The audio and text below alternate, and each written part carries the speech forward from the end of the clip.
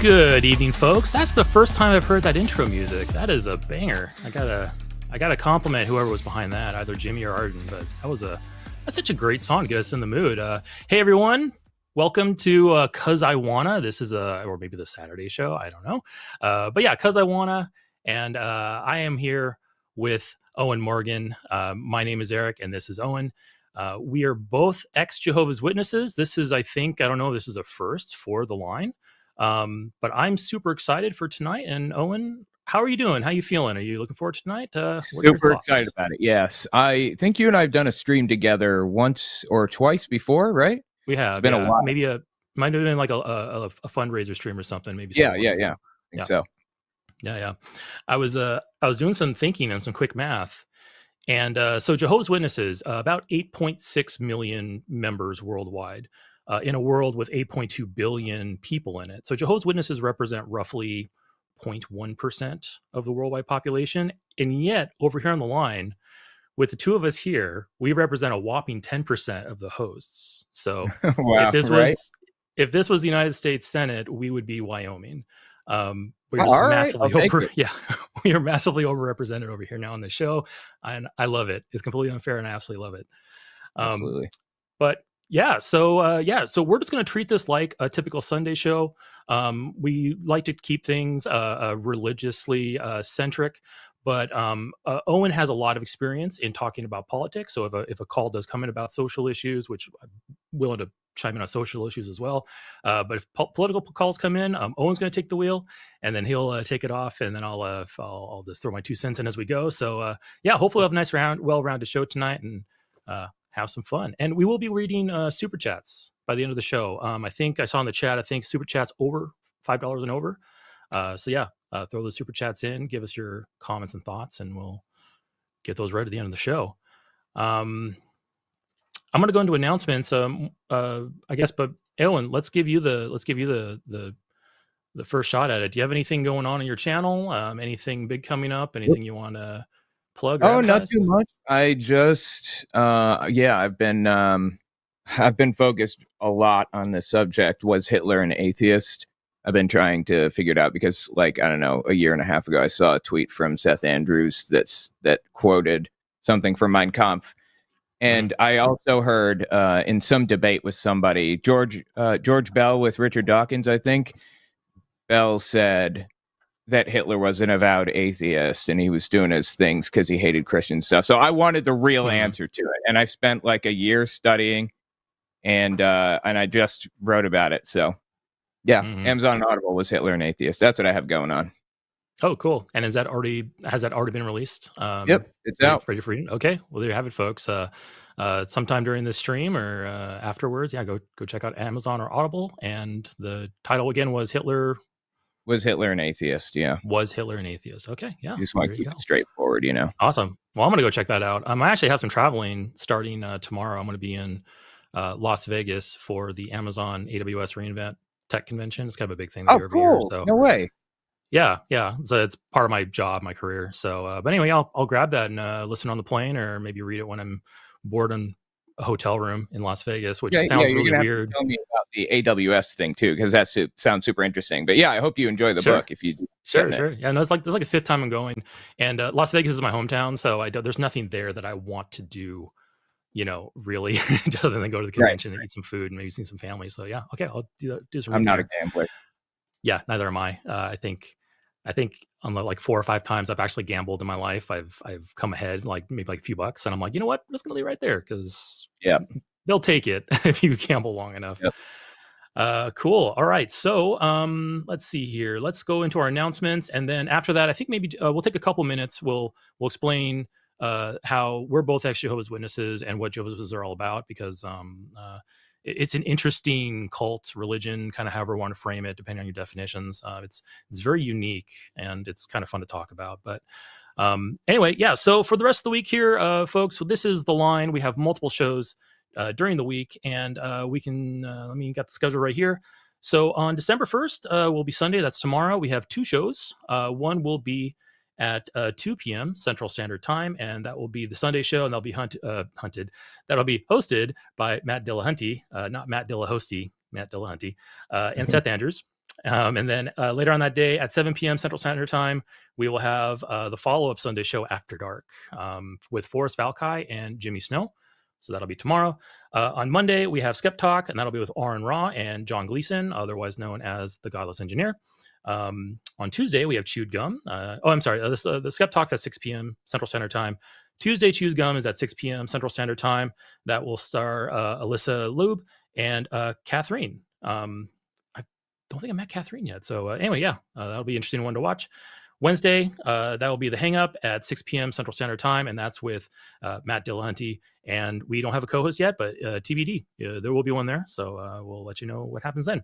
And then we have Thursday, which will be the Transatlantic Call-In Show, and that's at 5 p.m. Central Standard Time. And there's no host listed here yet, but that'll be filled in forthwith. So that's the announcements. Anybody who's listening in the audience who wants to talk to two ex-Jehovah's Witnesses, maybe you are an ex-Jehovah's Witness, or you are a Jehovah's Witness, that'd be even better. But if you are an ex-Jehovah's Witness, you'll give support or advice.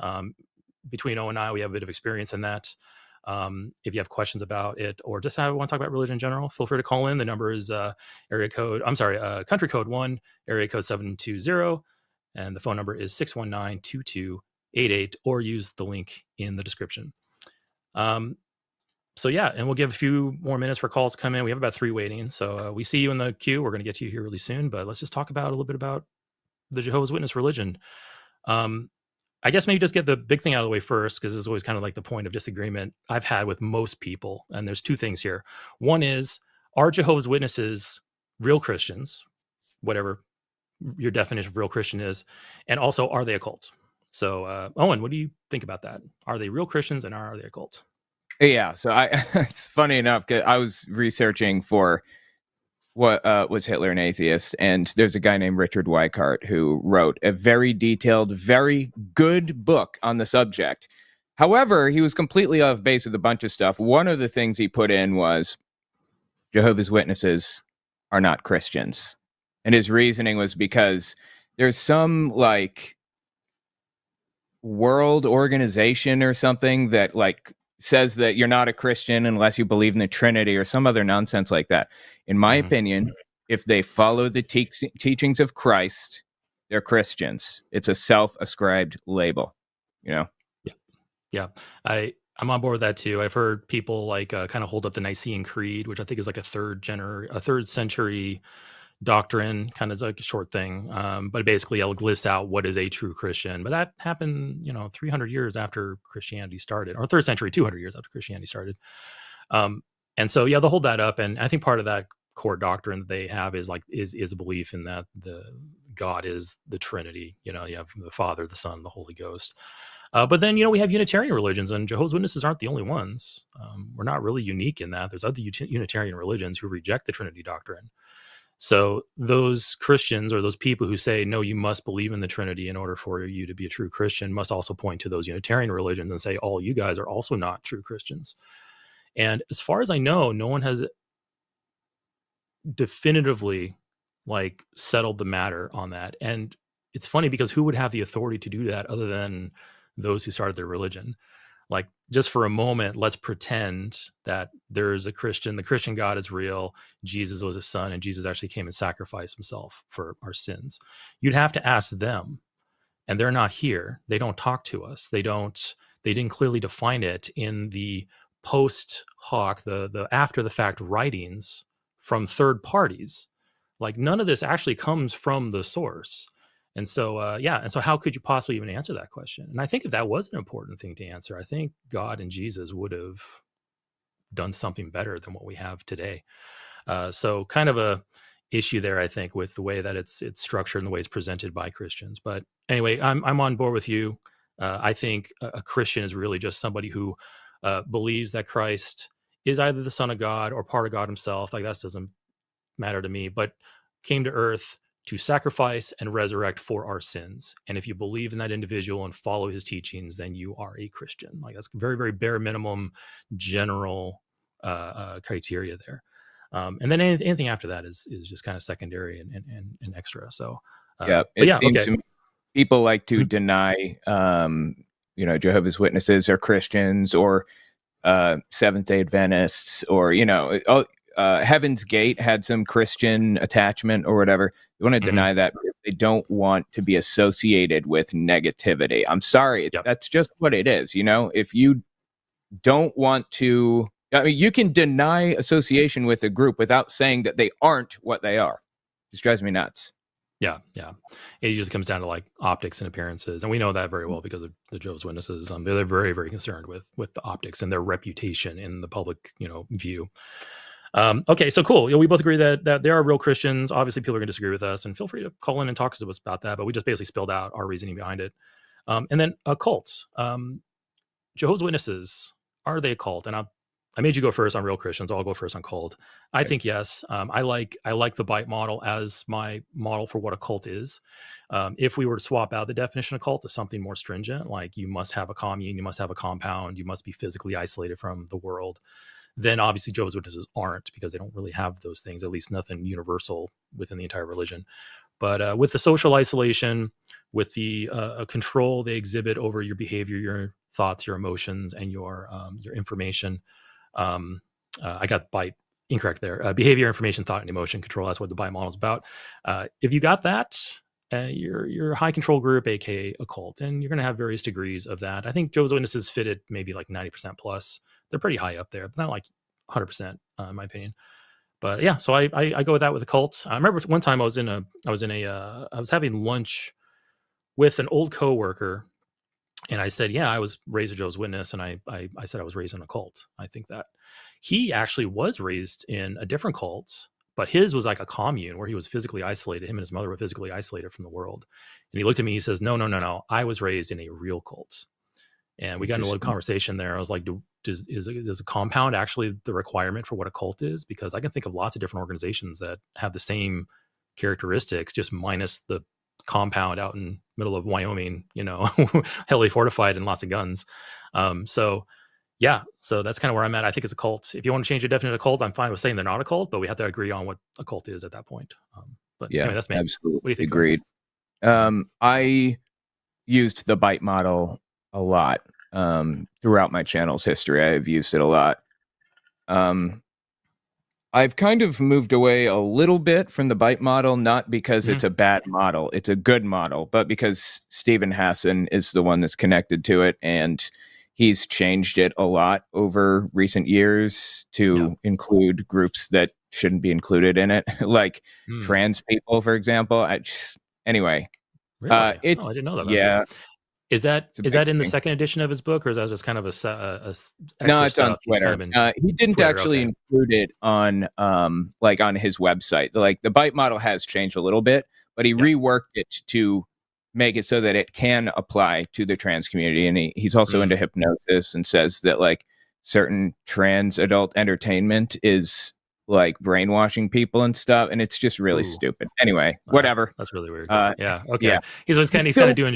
He's kind of pulling a J.K. Rowling's with his Twitter account. Then basically just kind of chopping away at his. Yeah. Okay. I got it. A little bit, but he's still an okay guy. But either way, I like the bite model. Actually, behavior, information, thought, and emotional control are the four kind of the ways in which people are controlled. And Hassan actually built his work off of a book by Robert J. Lifton. It's called Thought Reform and the Psychology of Totalism. And it's like, like 1,000 pages or something. It's gigantic. And I just read through that not too long ago. Jehovah's Witnesses absolutely do the brainwashing thing. I know a ton about how brainwashing is done now because I read that book. You should check it out if you haven't read that. But it comes in degrees, of course. Yeah, there are more extreme examples. Heaven's Gate was absolutely out of their minds. They were definitely a cult. That doesn't change the fact that Jehovah's Witnesses are also. Yeah, absolutely. All right, cool. Yeah, it looks like we're fairly in much alignment on that. And anyway, I'll just run through everything else really quick. Jehovah's Witnesses, about a 150, 160-year-old religion. It's a derivation, a derivative of Seventh-day Adventist. It was founded by a guy named Charles Taze Russell. And what they started with 150, 160 years ago is very different than what the Witnesses are today. They've flip-flopped on a few issues. They've done a lot of flipping. They've done a little bit of flip-flopping. But for the most part, 8.6 million members. They go to meetings, church like 2 or 3 times a week. It's changed a little bit over time. They're very well known for their door-to-door ministry. Also well known for not accepting blood transfusions at the risk and peril of many elderly folks and young children who have no real control over those decisions. You have parents denying blood transfusions for critically injured, ill kids. No Christmas, no holidays, no birthdays. And basically everything in your life must be centered around the religion. That comes down to daily Bible readings, heavy use of their own publications to augment, to help properly teach the Bible, so you'll have a proper understanding of it through the lens of the governing body, which is the leadership organization. I think it was like 8 men at one point. I think they're up to like 11 at this point. So that's kind of what the religion is, and they've been around, and they'll be around for probably a while longer. And like other religions, Catholic Church and such, they're having issues with CSA. A lot of CSAs coming to the surface, huge court proceedings. You can look up things like the Australia Royal Commission, which I think happened back in 2016. Just in Australia alone, they had a little over 1,000 abusers over the past 50 years, which Australia is a pretty sparsely populated country compared to everything else in the world. So 1,000 abusers, 1,600 abuse victims. The Australia Royal Commission kind of deep dive into some of these cases, and we're holding the witnesses responsible for this, and in an effort to get them to change their policies and make things better. And it's still an ongoing thing, even 7, 8, 9 years now. So anyway, that's kind of the witnesses in a nutshell. So we'll see if we talk to anybody who wants to talk about that. And I guess we'll stop rambling. I'll stop rambling, and we'll jump into calls here. Let's go ahead and go in order of people who have been waiting. All right. Going to bring in Joe, they, them from Australia. Joe is an atheist, and Joe's asking how to best support an XJW friend. So hi, Joe. How you doing? Good, thank you. Just quickly, since you were mentioning the Royal Commission, it was 2016. New Zealand has also recently done a commission into SSA, and the Jehovah's Witnesses were actually trying to fight that in court to argue that they're not a religious institution, so therefore they wouldn't fall under the commission. I've heard of that. That was an interesting little tidbit about what you were just talking about. Yeah, I've seen a few other examples. I believe that because it falls into the pattern of what I've seen what other trials, other cases have shown. How the lawyer, I think one of the lawyers in Canada, they have this going on in Canada as well. One of the witness lawyers was basically trying to paint a picture of, well, when we disfellowship, family relations between a disfellowshipped individual, which for folks not in the know, disfellowshipping is kind of like excommunication, but it's reversible. You can come back from that, but you're basically socially cut off from friends and family. The Canadian lawyer for the witnesses was trying to paint the picture of, well, family relations are completely unaffected by the disfellowshipping arrangement. It's really only it's like this loving. It's a spiritual disfellowshipping, not a social one. But he said that either while or shortly before, they actually released a video on how to properly shun your children. And in the video, it showed a mother ignoring a call from her child who was in need of emotional support, and she's like, nope, not picking that up. She's disfellowshipped just because she wasn't in the same household. So kind of that double talk, that basically straight up lying. I mean, the Canadian lawyer, I'm sure he probably thought he was either telling the truth in a very special way, or engaging in theocratic warfare, which is a concept in the witnesses where you're allowed to lie in defense of the religion, in defense of Jehovah's name. I don't care how you paint it; it was still misinformation. It was still a lie. But anyway, it's we can go into that all night. But tell us a little bit about your XJW friend, and kind of what's your concern about that, and what do you want to know? So they are technically still a Jehovah's Witness because they haven't been shunned yet, but they're no longer practicing, mostly so that they can keep in contact with their family. But for all intents and purposes, they're ex-JW. And because I was not raised a Jehovah's Witness, I can never fully understand the situation. And so I was hoping that maybe um, the like I know how to give general advice to a friend, and I was just curious if there's any like tips or tricks, for lack of better words, to support an ex-JW friend. Yeah. I'll ask Owen for his opinion here in a moment. I'll give mine first. There's no magic bullet for it. Obviously, there's everything's situational. So you said he's not shunned. Do you think he believes anymore? Do you think they believe anymore? No. Okay. Not at but all. they still go not. to meetings. They still go to meetings in order to maintain those relationships. Okay. All right. No, just hasn't done anything to prove that they're an ex-JW to the organization, but essentially has done all that. Yeah. Okay, I got you. That sounds kind of like my exit out of it. There's different ways to get out of it. You can go out with a big bang and just, denounce the religion, talk to friends and family about it. You'll likely get disfellowship. You'll likely be called an apostate, which is like permanent disfellowshipping. You'll never be spoken to again. Sounds like your friend, sounds like they faded, which is what I did, which is I just slowly backed away and stopped going to meetings and stopped talking about it. Because I did that because I wanted to hold on to my friends and my family. I didn't want to destroy those relationships. And that was 15 years ago now. Obviously things have changed. I'm much more out and open about it. But my thing with that is just be present, show support. Do they talk to you much about this, Joe? Is that something they like to engage with you on, or is that something you're like interested in talking to them about? Or I mean, I'm probably more interested in talking about it than them, just because I am sort of struggling to fully comprehend what they've gone through. So I want to know more. But at the same time, I know that it was quite traumatic for them. So I want to not put unnecessary labor on them to give me the information that any other ex-JW could give me, for example. Yeah. I mean, it might be best just to ask them, hey, how much of this do you want to talk about? I'm interested in knowing more. I'm interested in learning. I'm interested in supporting if you want that. And if they say no, then obviously you want to respect that. The one thing I noticed when I left is reaching out for support can be extremely hard because up to that point in your life, your social circle are witnesses. If you're a good and proper witness and you follow the rules, you don't have worldly friends, you don't really associate with worldly family members, you probably don't have much of a job or a career.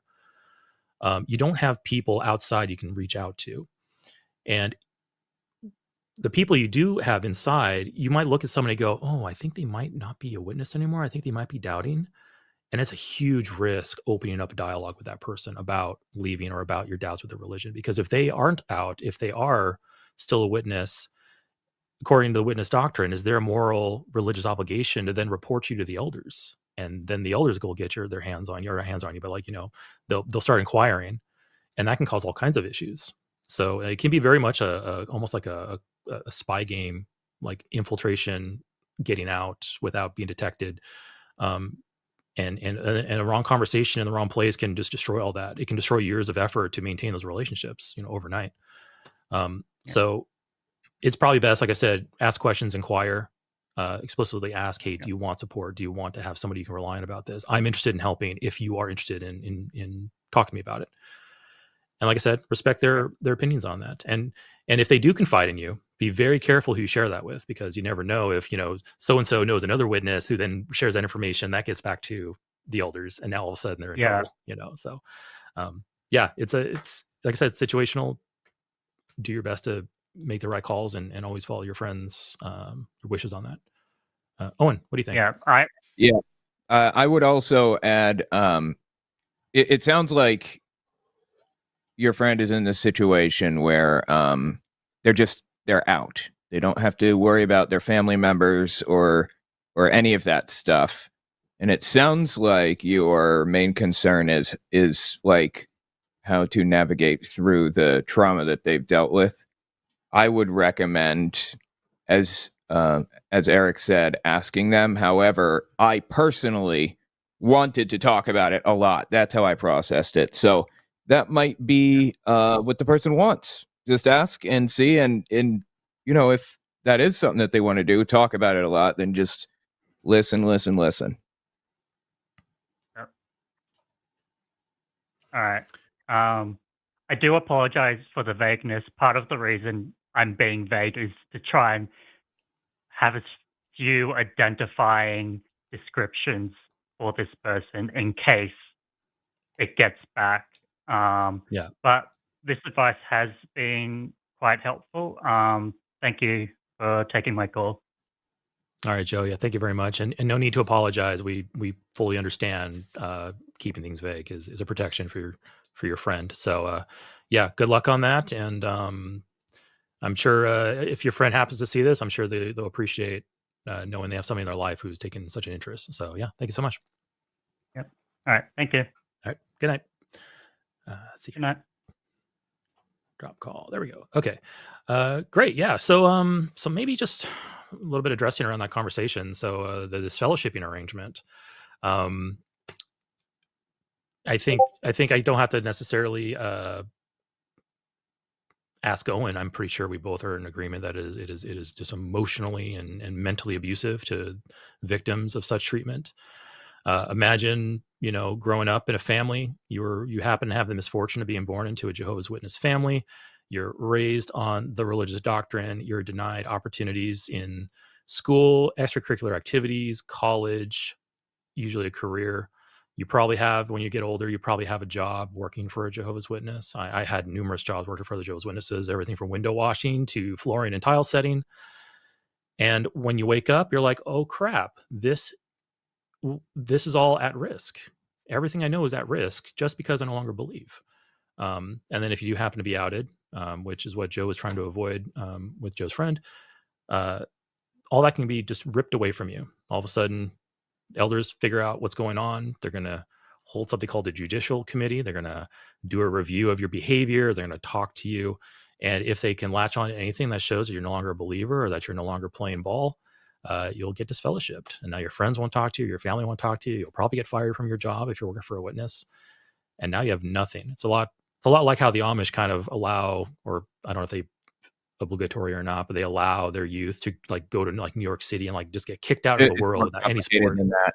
I can tell you about it if you're interested, but yeah. The Amish thing, right? Or Mhm. the Amish thing?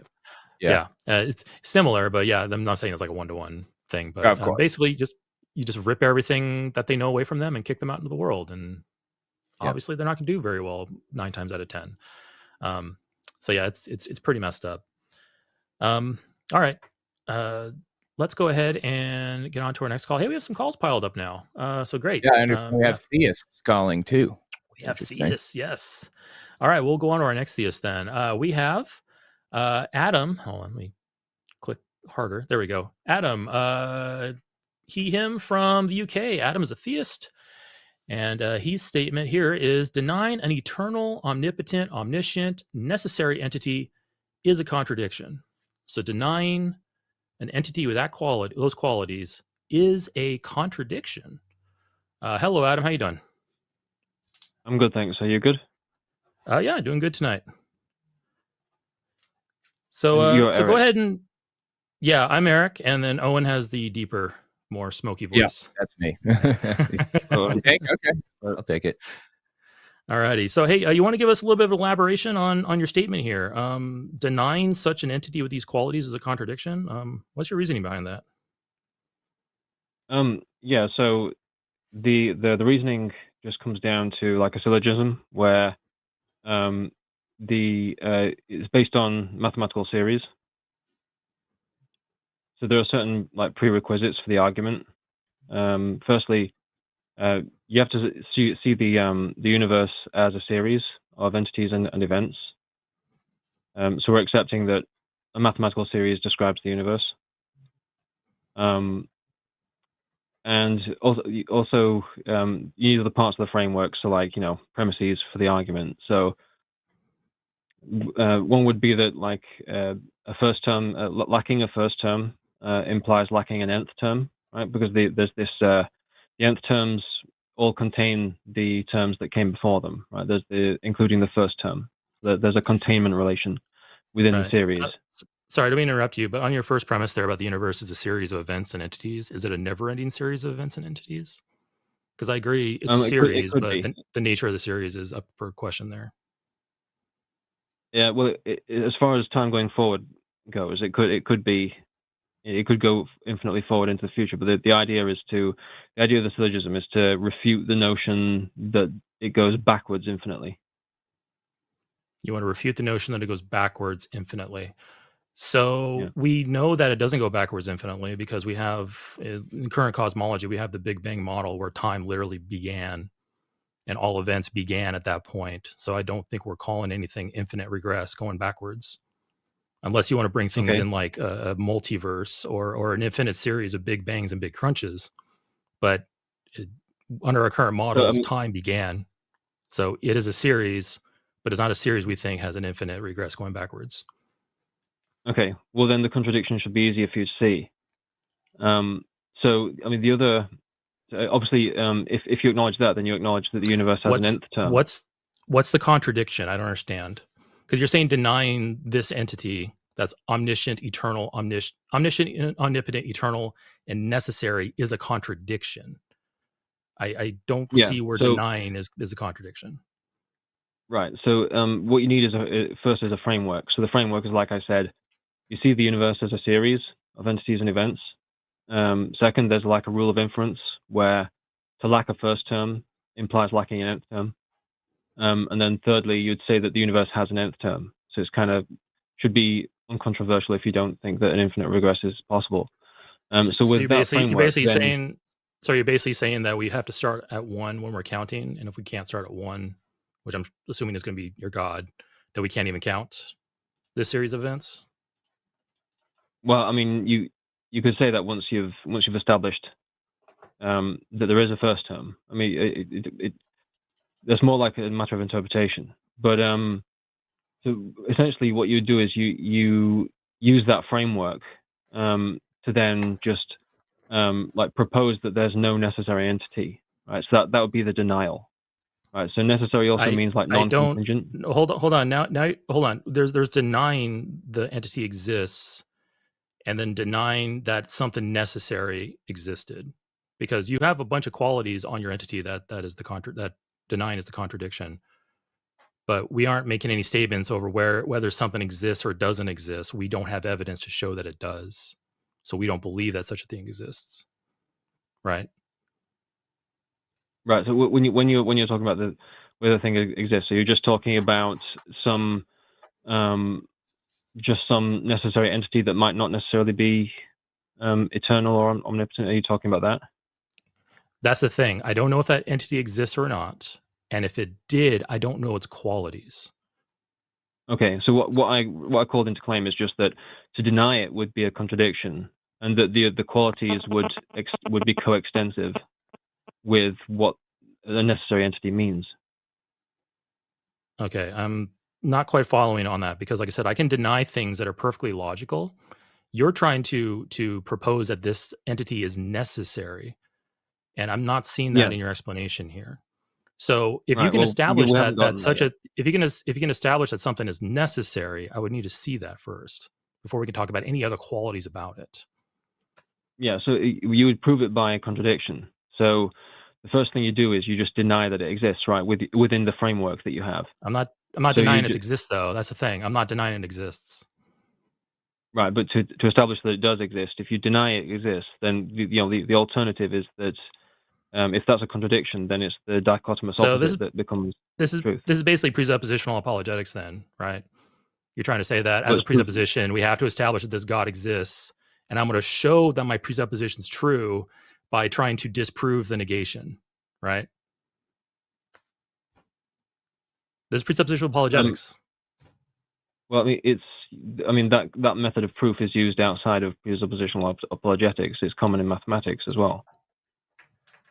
Right? Common in mathematics If as the well. opposite if the opposite can't be true, then its negation Right, has to be true. but we don't do that as a presupposition in mathematics. When you're working with a presupposition is just something that can be put forward without evidence or without, I'm sorry, take that back, without proving it. All right. So getting that out there and then attempting to prove it true by a negation, it goes against the whole framework of what a presupposition is. Because from my point of view, when it comes to presuppositions, I can't prove any presupposition as true. I can only demonstrate it to be true in certain limited cases, like the laws of logic. I can demonstrate that the laws of logic are true in limited cases, in small sample sizes, but I can't do it universally. The problem I find with proposing a God as part of your presupposition is that you cannot even prove that or demonstrate that to be true. Demonstrate, not prove. Demonstrate that to be true in any case at all. It is just out there. And then there's word games after that to try to make it seem like it's true, but it can't be demonstrated. That's my big problem with that. Yeah, and I'm sorry, I'll just say I only like presuppositions that can be demonstrated to be true in at least some cases. Go on. Yeah, there's also a difference between true and false and not true. Not just like we don't know. There's an absence of knowledge in there, and you're saying that in math we do this negation thing. If the one thing is true, then it's not false, and vice versa. That's not how this situation works, because in logic, math included probably, there is true, false, and not true or not false. Well, no, because not knowing is just a biographical detail. It just means that you don't know. Right? If a proposition is either true or false. Okay, that's correct. Yeah, not knowing does mean you don't know. I'm not sure what point you're driving at with this one. Right, not knowing is a fact about you, right? So it's not a fact about the exterior world. So you're saying that, this is just presuppositionalism. Okay, I'll tell you what. You can presuppose that God exists, and I'm going to presuppose that Vishnu created the world. And I believe that I can mathematically prove it in the exact same way that you are. So now, disprove that Vishnu was not the God that started the universe instead of Yahweh. Well, there's two problems. I mean, the first one, that's not the case that I'm presenting, right? I'm not presenting presuppositionalism. The other is that what you're doing, you're confusing semantics with the ontology, right?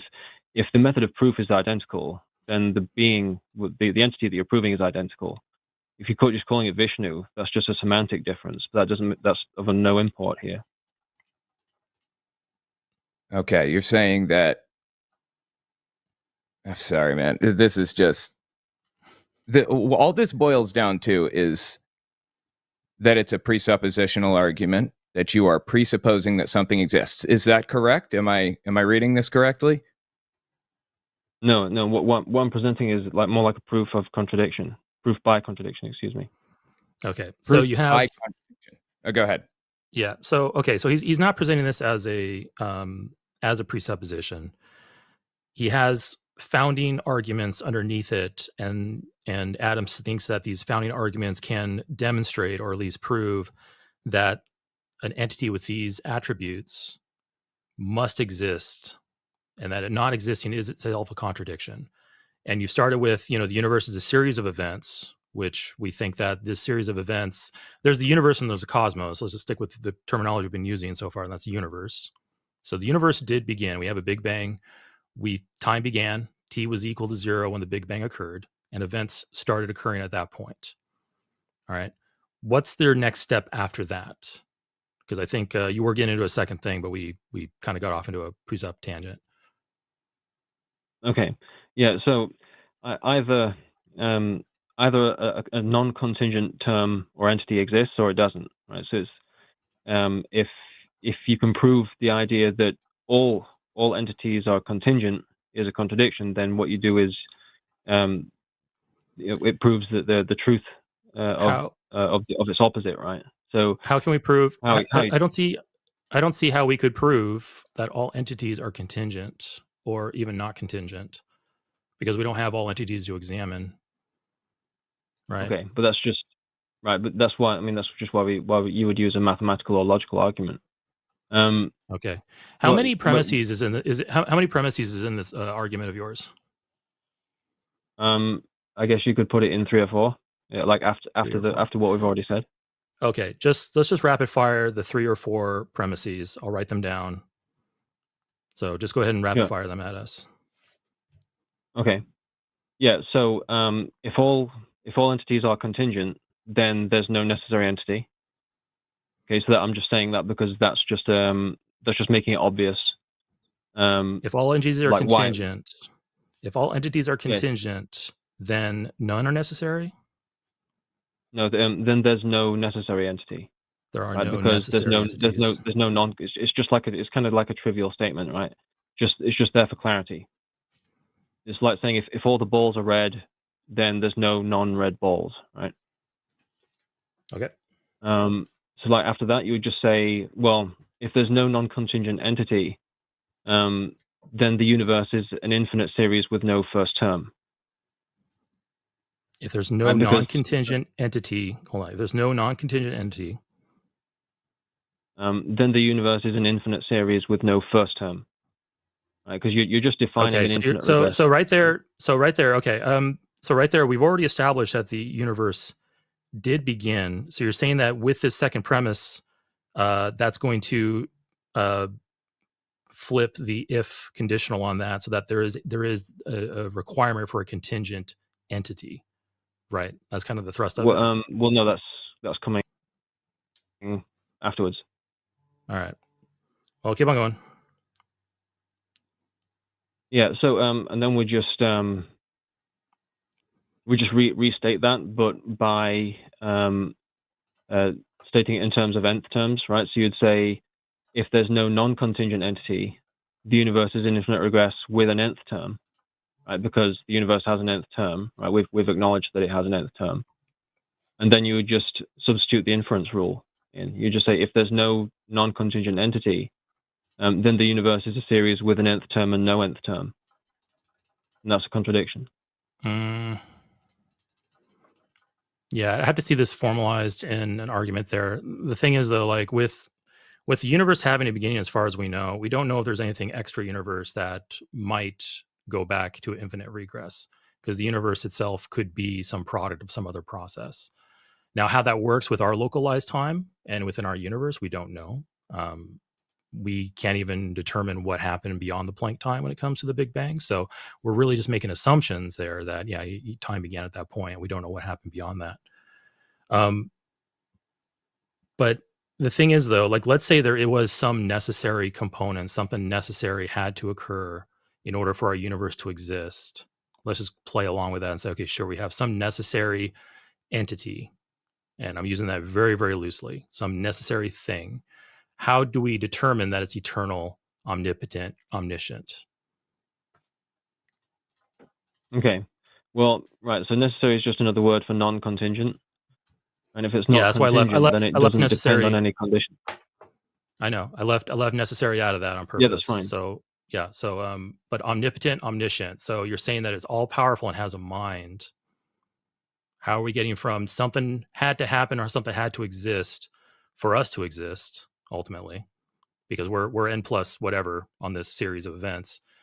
You're saying, well, the original thing must be eternal, and it must have a mind and all the power imaginable. How did you determine that? Okay, so did you agree that it's eternal, or for the sake of argument, let's go ahead and say this thing exists. Maybe the cosmos is eternal. Maybe the energy of our universe, which is kind of what I lean towards, the energy of our universe is eternal, because energy doesn't experience time. It just takes different forms, and we have series of big bangs and big crunches, and the energy itself is eternal, but time isn't. Which I know kind of sounds weird. I'm not a astrophysicist, but I lean towards energy being that eternal thing. But you're saying that it's something that more than that, and that's what I'm kind of getting at. How do you know that it is omniscient?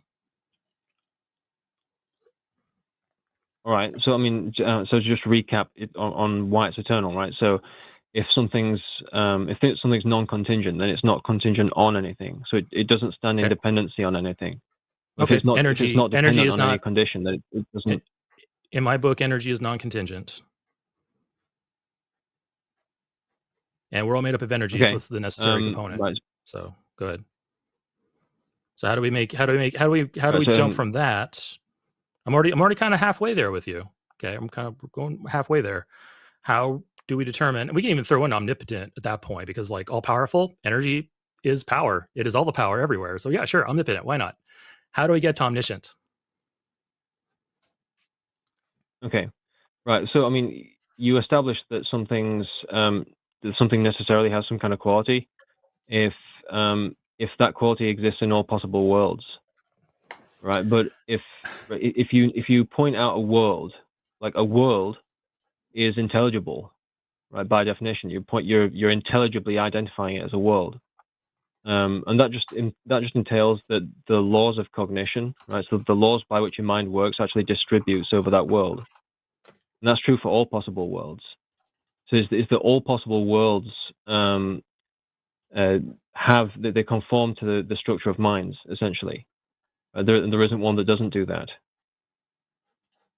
So if a world is a space that contains objects, if we define a world as a space that has objects in it, that's a degree of intelligibility, right? So it's intelligible to us. But if that's a fact that's true about all possible worlds. Yeah, I don't accept that, because I mean, I understand. I forget the philosopher, the religious philosopher that was talking about all possible worlds and how a God that's almighty and all powerful must exist in all possible worlds, or else he's not almighty and all powerful. Kind of like defining that God into existence. Yeah, I don't really buy into all that, because I don't know. I can't speak to what other possible worlds there are, and whether or not it is a necessary characteristic for something to exist in all possible worlds that would make it omnipotent or omniscient or all knowing of all those things. I can't make those logical leaps.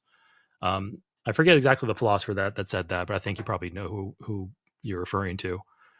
But that's kind of where we're going to break down to that point, because I think that, yeah, sure, energy is the necessary eternal component for everything. I mean, I'm going with you that far.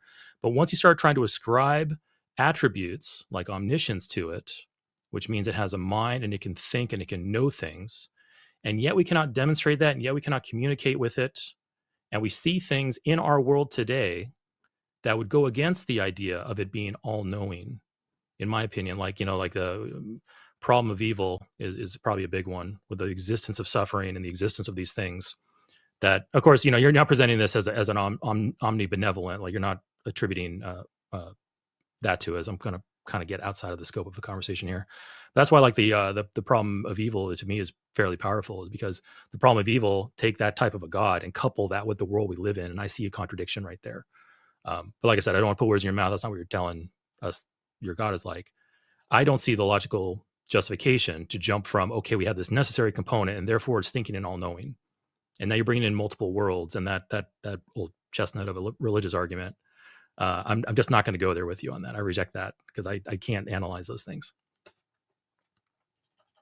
But tell you what, well, let me I'll let you have a final comment there, Adam. But then what I recommend doing is, Morgan, if you can post the email in the chat here, I want to present it to Adam so Adam can write out and formalize everything, and you can forward that to us, Adam, and we can take a better look at it and maybe like study a little bit. But Morgan will give that here to us. But Adam, go ahead and give us your closing thoughts, and then we'll move on. Okay. Well, I was going to try and connect it up with what you said about energy, right? So if I were to ask you, do you think that in all these possible worlds, or any world that might possibly exist, do you think that those worlds contain information?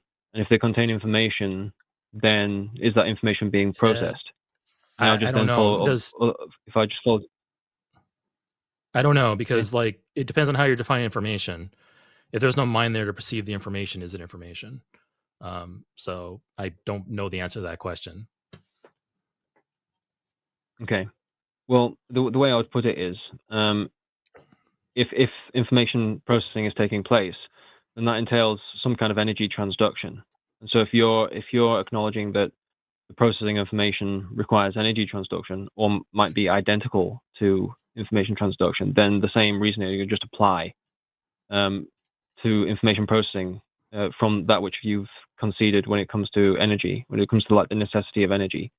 The properties would just transpose onto information processing, and then you just knowledge is a form of information processing. Okay, knowledge is a form of information processing. Here's the thing: like, I think if in all possible worlds, if their minds exist, that doesn't necessitate an ultimate mind existing. If it is possible that a mind can exist without some mind up the series of mathematics back to n having to exist, then it kind of falls apart at that point. We can't establish that either. Like, I can't determine that a mind is necessary to create another mind, because then that also presents its other infinite regress issue, or where did that original mind come from? And just by simply saying, well, it's eternal, it's omnipotent, it's omniscient, it doesn't justify that to me. Because you're basically saying that, okay, I see a need for this series, therefore this thing at the very beginning of the series must be the exception. And you're saying like, okay, well, correct me if I'm wrong here. You're saying that this thing must be the exception, and that this mind must be omnipotent, must know all things. While we don't know of any other minds that know all things, this mind must be, this entity must be omnipotent when we don't know anything else that's omnipotent. And this thing must be eternal, and we don't know of anything that is eternal other than energy, which is what I brought out earlier. So, like I said, I think you should probably formalize this and then share this with us, and we can take a look at it. And we invite you to call back another day after we take a look at this, and we can, talk about it a little more in depth. But did Marian get a? I haven't seen it yet. I think it's. I think the email. Contact@Q&Aline.com. Contact@Q&Aline.com. Yeah. So go ahead and Adam, go ahead and formalize that into paper, or not formal, but just write it down, send it in to us, and we'll take a look at it. All right. Okay. All righty. All right, Adam, you have a good evening. And I'm sorry, Owen, do you have any final thoughts on that? Just one more thing real fast. I wanted to mention information is, it has different definitions, obviously. It feels like there's some equivocation happening. Information in the way that we understand it in our common use of the word requires a mind to process. But information in like the technical physics sense doesn't mean the same thing. Like, black holes retain information when they suck in atoms and things like that, for example. So equivocation, two different things. Yeah, I think with the black holes thing, because there's I forget who coined it or who proposed this law, but basically the conservation of information in the universe. With a proper computer, you can look at the universe and go backwards and compute everything, and down to every atom. You know exactly the history of the universe because all that information is still there. For example, like if you were to burn a piece of paper, if you had a sufficiently powerful computer, you could play that back and get back the original document and see what the original document was written on and what was made out of and such. Even with black holes, for a while, it's like, oh no, black holes might break this rule because what goes into a black hole doesn't come back out. So how do we possibly, record or look at the record of the universe there? And then Stephen Hawking came along with Hawking's radiation. It's like, yeah, black holes evaporate off radiation. We're able to probably use that. And that dude was something else. Yeah, he was pretty crazy. Yeah. But anyway, so that's a whole nother tangent. So cool. Adam, thank you so much. It was a good conversation. I think, like I said, we met you about halfway on that. But I think you're taking some leaps there at the end. Owen was smelling some equivocation, which might be in there, might not. Who knows? With the information thing, I think there's just some logical leaps there that I can't accept. But I would love to take a look at what you have to write down, and we can maybe talk about it on some future date. Welcome you back. All right, Adam, you have a good evening. Thank you. Good night. Good night. Oh, I almost ended my call with the thing. That would have been bad. Drop. There we go. Okay, cool. All right. So we're about an hour in tonight. I'll go back over the announcements really quick. We are The Line. This is 'Cause I Wanna here on Saturday evening. My name is Eric, and this is Owen. We are both EX-JWs, and we are talking to just about anybody tonight. We have another religious caller, or a theist caller, rather. Here in the queue, we'll get to him in a moment here. But yeah, we have other shows this week. For the next 5 days, we have shows Sunday through Thursday. I'll rattle these off really quick. Sunday, we have the Sunday show with Matt and Seth Andrews. And then later on that day, we have Forrest Valkai and Jimmy show for the Sunday show part 2. Remember that Hot Shots movie? That was a I don't remember that. You don't? Hot Shots, No. and then it was Hot Shots Part D or Part Deuce. I don't remember, but Okay. it's the one where Charlie Sheen had the chicken on the bow and arrow. I think. It was, I don't remember that. It sounds hilarious. No. I totally got that backwards. No, I'm sorry. No, Charlie Sheen had some bow and arrow skit in it, and then some other movie aped that, but they put a chicken in it instead. Okay. Classic stuff. I watched this back when I was a small kid. Right. Anyway. Monday, Skep Talk with Ron John Gleason. On Tuesday, we have Chew Gum with Alicia Lube and Catherine. When Wednesday, we have The Hang Up with Matt Dillahunty. And Thursday, we have Takis with host to be determined. Cool. All right. Let's go ahead and move on. I'm sorry, I cut you off there, Owen, when we were talking about Hot Shots. Oh, no. You're good. Yeah, I recommend it. It was pretty good comedy back in the day. That was like young Charlie Sheen, like starting his acting career way back then. All right. Well, we don't talk about hookers, I guess. yeah. Before modern day Charlie Sheen, who's kind of been much more interesting to watch. But yeah. All right, cool. Let's bring in. So hey, Rita, I know you waited longer than John. We're gonna prioritize John because John's a theist, but Rita will get to you right afterwards. I promise. John, him from Ohio. John's a theist, and he's asking us, why did you decide to join the line? Hey, John, how you doing? Okay, yes, I was wondering how you and Owen got affiliated with the line. Okay, you want to go? Yeah, I'll go first. I'll be really quick. I bumped into Jimmy. There's another atheist YouTuber. His name is Neil the 604 Atheist. He has a great channel where he interviews deconverts and just talks to them about their stories for about an hour. And then after that, there's like an after party stream. Anyway, I happened to be on the after party stream when Jimmy was on, and I got to know Jimmy a little bit. And yeah, just then a few months later, Jimmy reached out to me and asked me to give it a shot. And I said, yeah, sure. And now here I am. Cool. Yeah. I guess I'll tell you how I got affiliated with it. I've been doing YouTube since 2016. I think March 11th, 2016, I believe is when I started. And I've just, been plugging along. I've seen people come and go and everything else. And I always used to work with new people as they came on the scenes, but I kind of slowed down on collaboration. Anyway, I worked with Jimmy long ago when he was much smaller. So, he and I have been through a lot together now, ever since I met him. And he's a pretty good friend now. So, yeah. And go ahead, John. No, go ahead. I was going to add some extra to that. I think maybe because you asked us why we decided to join the line. So that was kind of the how. The why is that I like talking about this type of stuff. I've been a consumer of kind of skeptic, logical, atheist, and religiously oriented content on YouTube ever since I deconverted. Probably part of the reason was as a Jehovah's Witness, it was taboo. It was restricted to watch anything that was critical of the Jehovah's Witnesses and critical of God in general. You can watch whatever you want that was critical of other religions, because obviously all other religions are false and the devil's tools, and the Jehovah's Witnesses are the one true only religion. That was what we were taught. So when I got out and I deconverted, I started devouring this content, and it was just very interesting to me. It kind of just lit up my brain in the right way. And anyway, fast forward about 13 years, I went through college. I kind of built up a new life outside of the Witnesses, and I got married and I got a house. And then about when I was turning 40, I was like, I need a project. I need to do something new, because I felt like I had kind of caught up with my life to where it was at. So I created a YouTube channel, and I just put out a couple videos, and one kind of hit it moderately big. I got a bunch of subscribers off of it, and I figured I like doing this. So when I got into the line, I was like, oh, this is even better because I can talk to folks and talk to them directly. and bounce ideas off of people, get to know people like Owen and Jimmy and Matt and Paula Gia, and I've got to know, make new friends. So yeah, it's kind of just fulfilling to me. It lights up my brain in the right ways, and I enjoy doing it. So that's why I'm here.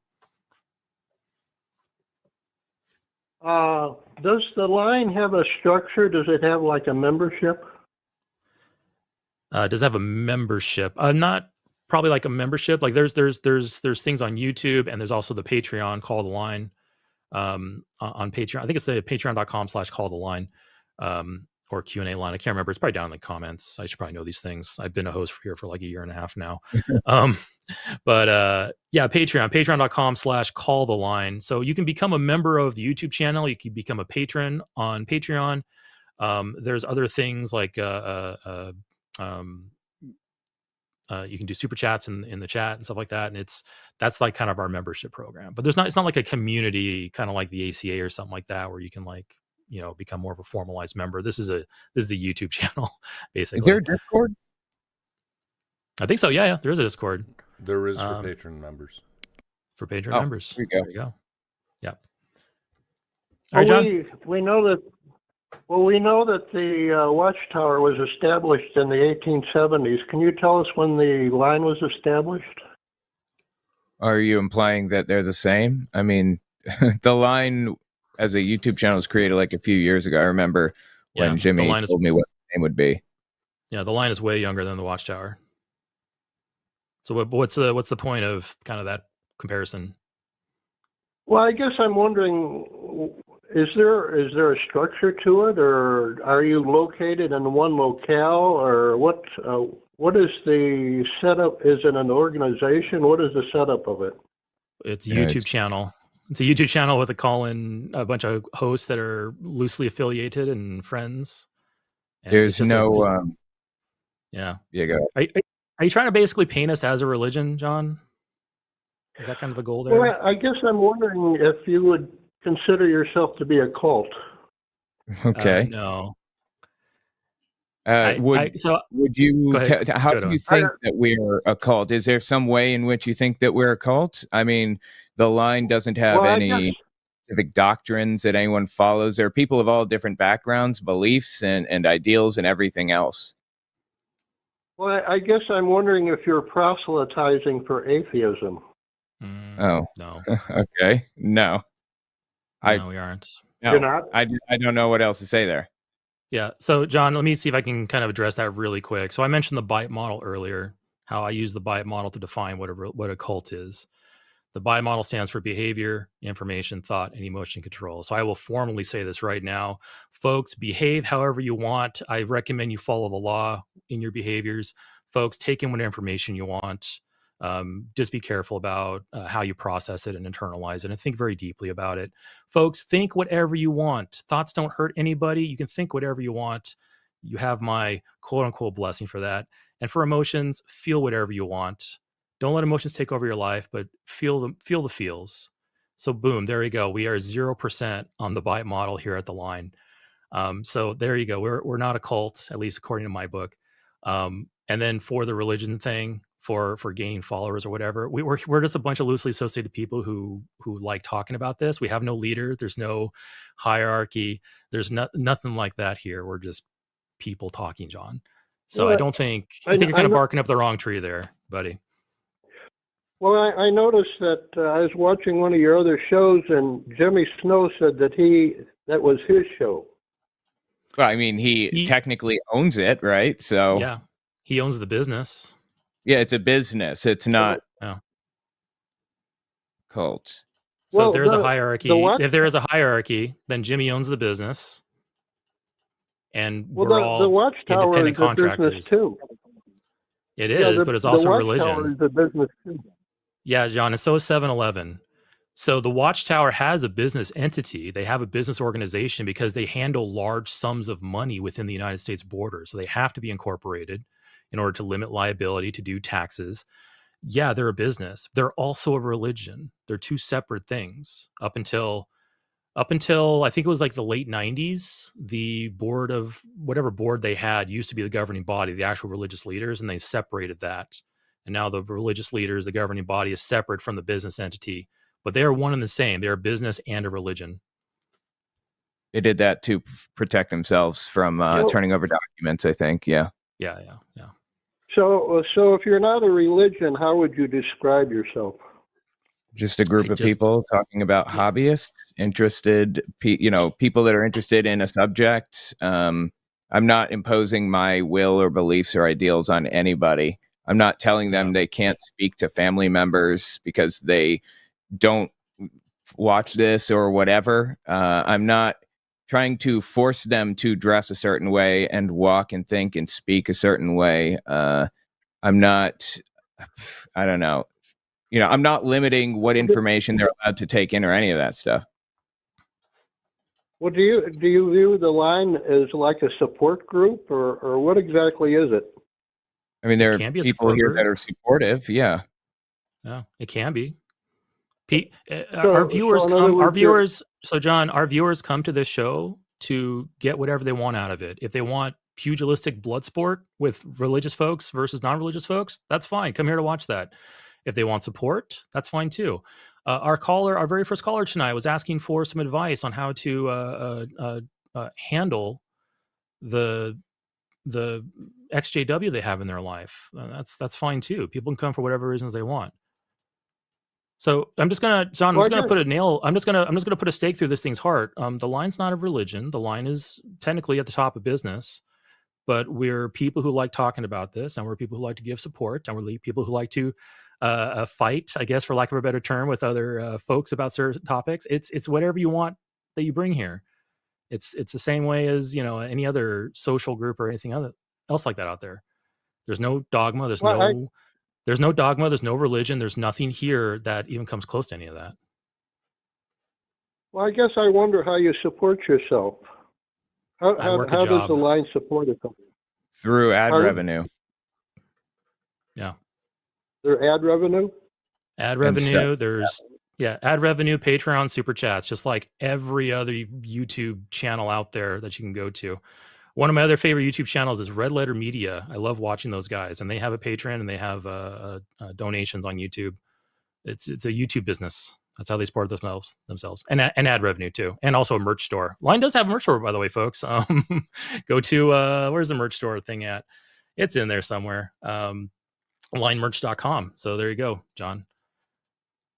Oh, so you have merchandise that you sell. That must be where you get most of your support then.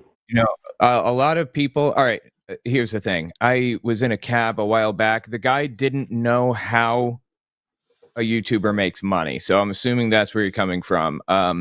There are when I upload a video, there are ads for like Amazon wants to advertise like a new pickle jar opener, and they want to sell like 100,000 of these pickle jar openers. So they run an ad at the beginning of my videos. Every single person that watches it is going to see that pickle jar ad, and 10% of them are going to click the pickle jar ad. Now YouTube gets paid by Amazon for directing people to their website to purchase this pickle jar opener, and YouTube pays me, I think, like 45% of what they are paid by the advertiser.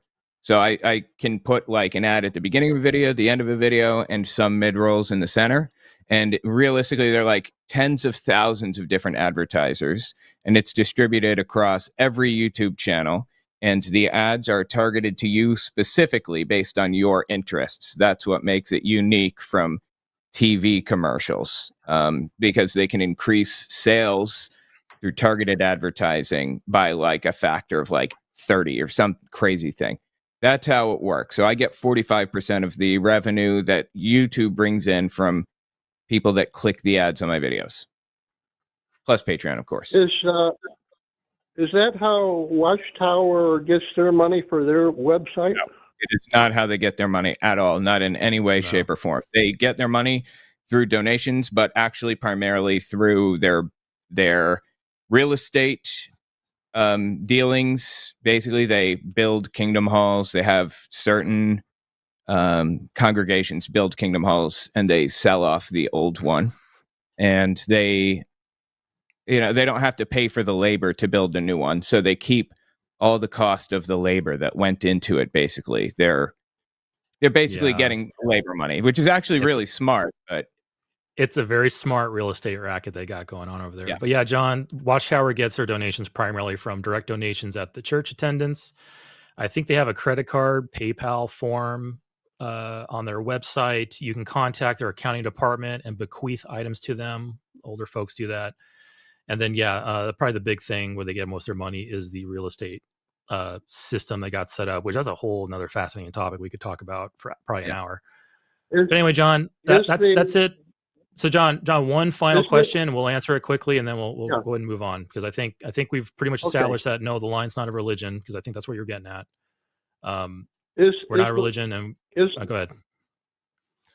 Is the line just located in Austin? We're not located in Austin. It's a YouTube channel. Yeah, the company's probably registered in Texas, I'm guessing. Probably, yeah. So sure, why not? The line is located in Austin. That's where the paperwork was done. But it doesn't have any branches or franchises or anything. Not to my knowledge, no. Okay. Alrighty. Okay. All right, well, John. Thank you for taking my call. Yep. All right. You have a good night. I think that was genuine curiosity. Actually, it was interesting to talk about how big structures bring in revenue and stuff, and how Jehovah's Witnesses use the labor to grow. It's pretty interesting, in my opinion. Wait, did I get disconnected? I did No, it. you're fine. Disconnected from. I can't believe I did that. Okay, it wasn't me. that was totally me. I hit the wrong hang up button. I got to get rid of that, because that's just like, it's just so big and red and just begging, push me.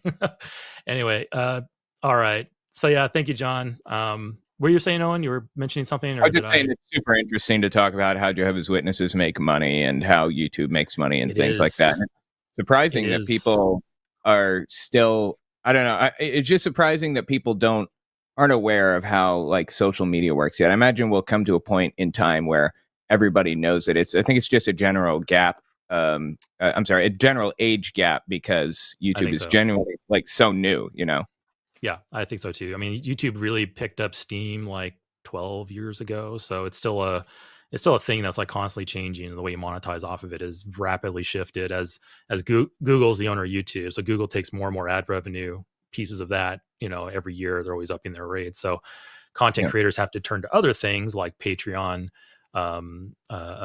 merchandise websites, using super chats, and even some content creators on YouTube say YouTube sucks so bad, we're actually putting our other content over on, I think, like Flowplane, and don't know that one. Some other platforms, like competitor YouTube platforms that aren't as greedy as Google is. But yeah, I think John had some genuine curiosity there. I should have probably asked him. I wanted to divert the conversation to, "You're a theist. Why do you believe?" But I didn't want to cut that conversation. No big deal. Yeah. Okay, I will do my best to not hang up myself off the call again. But anyway, let's. I have a promise to keep here. Rita, I'm keeping my promise. Rita, she, her from Illinois. Rita, you're an atheist. Hey, Can Rita, you hear me? I can hear you, but you need to turn off whatever you have in the background. Either pause the stream or turn it all the way down. It's paused. Okay. Much better. On. No, I still hear you. Are we on speakerphone? You are. You've still got but the show playing on your phone. I'm calling through the call-in studio, so I don't know how to take a call. You may have this, is the streaming on your hold on, I'm gonna mute you. I have to mute you, Rita, because the feedback's just killing my ability to speak. Make sure any other streams are turned off or muted, and that includes your phone, because I can hear myself coming back towards me. So we got a loop going there. I'll give you a moment to do that. Yeah. That's kind of one thing that really trips me up, is when I hear myself a half second later right back into my ears. It completely shuts down my ability to be coherent. I've seen some people handle it no problem, but for me, it's like kryptonite when it comes to me too. Yeah. Okay, I'll give Rita a few more seconds to figure that out. Rita, you're on mute while you figure that out. I'm just going to read your topic here. Rita, she, her from Illinois. Rita's an atheist. Rita's question is, how has your relationship with your parents changed after the church lightened up on excommunication? So that's a really good one. It is a good one. I still hear you. I still hear it, Rita. Yep. Hey, can you hear me? We hear you, but we hear ourselves too. Tell you what, Rita. I'm gonna drop you. Call right back, and I'll get you after. Just I'll put get it you. back in the queue. You'll put you back in the queue, and I'll get right back to you. Okay. I'll pick another caller in here. That's probably gonna be a quick one, and then but Rita, call right back. I'll get you right back in. Let me do a quick scan of the other topics. See if there's something we can. That's a good one. That might be a larger conversation. Sorry, I know nobody can see this, and it's really boring to hear my ponderings over it. And this might be a quick one. Let's bring in Maureen. Maureen from Canada. Hello. Hey, Maureen, how you doing? Hi. Fine. How are you? Yeah, doing great. Hear me? So, Okay. Maureen, your question here is: do you think that the reason that religion was formed is control, or do you think there was some good intent? Is that? Well, I can tell you that I kind of think that people have a need for something. They don't know where they came from, they don't have all the questions. And I think people like to be in a group. They like to belong. They don't like to be single. And I just think that religion was formed around that. And then they sort of became almost like governments. They just control people. You know what I mean? Mm-hmm. Yeah. Yeah. Do you I think that's what it is? Yeah, I'm not any type of cultural anthropologist, so I mean, probably there's going to be people much more knowledgeable about this than I am. But I don't think religion was created with any intent in mind. I think it was a very long, drawn out, pragmatic process with probably originally just people unaware or don't know what's going on around them. Like imagine our earliest ancestors and how they're looking up at the sky, looking at volcanoes and forest fires and waves on the ocean and clouds and stars. I think at first it was just a first pass, very basic attempt at explaining the things they saw, because the world's a scary place, especially when you're having to hunt your food and you're huddling around a fire at night, having to wear animal clothing to stay warm. It's a very dangerous place that really feeds on our insecurities, and so I think at first it was probably just an attempt to explain what they saw around us. I think as our societies grew and our tribes grew, I think it became more of like a social thing passed on, because we as humans, we trust our parents and what they say. It's a really good evolutionary trait to have. When your parents says, hey, don't touch that campfire, it'll hurt you. The kids that listened and obeyed were protected, and the ones that didn't, got injured or probably died. So, it's an evolutionary trait to listen to our elders on those things. And I think that's a big factor of what made religion so ingrained in our societies, because when your elder's telling you, yes, there's an entity in the sky, yes, he cares about you, if you do this thing, it makes the rain fall. It just over time, generations and generations, things just kind of built up. And it was for survival and explaining things, and it became cultural. And then, probably at some point, some bad actors got in there and go, oh, wow, these people, they respect me, they listen to what I have to say, I will speak with the authority of God. And now they listen to me even more, and that's going to make my security even better. There might have been some not saying they all were like that, but probably some folks were like opportunists and schemers and I'm going to use this. And thousands of years later, now we're here today. We have a huge population, huge societies, tons of competing religions. Some religions are benign. Some religions are extremely cancerous to our society. You have good actors and bad actors. And I don't think there was any intent behind most of it. Maybe if you pick out Scientology, we got good evidence that Scientology is a malicious cult, that was designed by its founder to do a certain malicious thing. But if you look at shamanism or Buddhism or Shinto, I don't think there was any design behind it. It just evolved along with us over the centuries. There's another aspect to this. Michael Shermer talked about it. We evolved to imagine you're just a little creature running around who is like a prey animal. There are predators all over the place.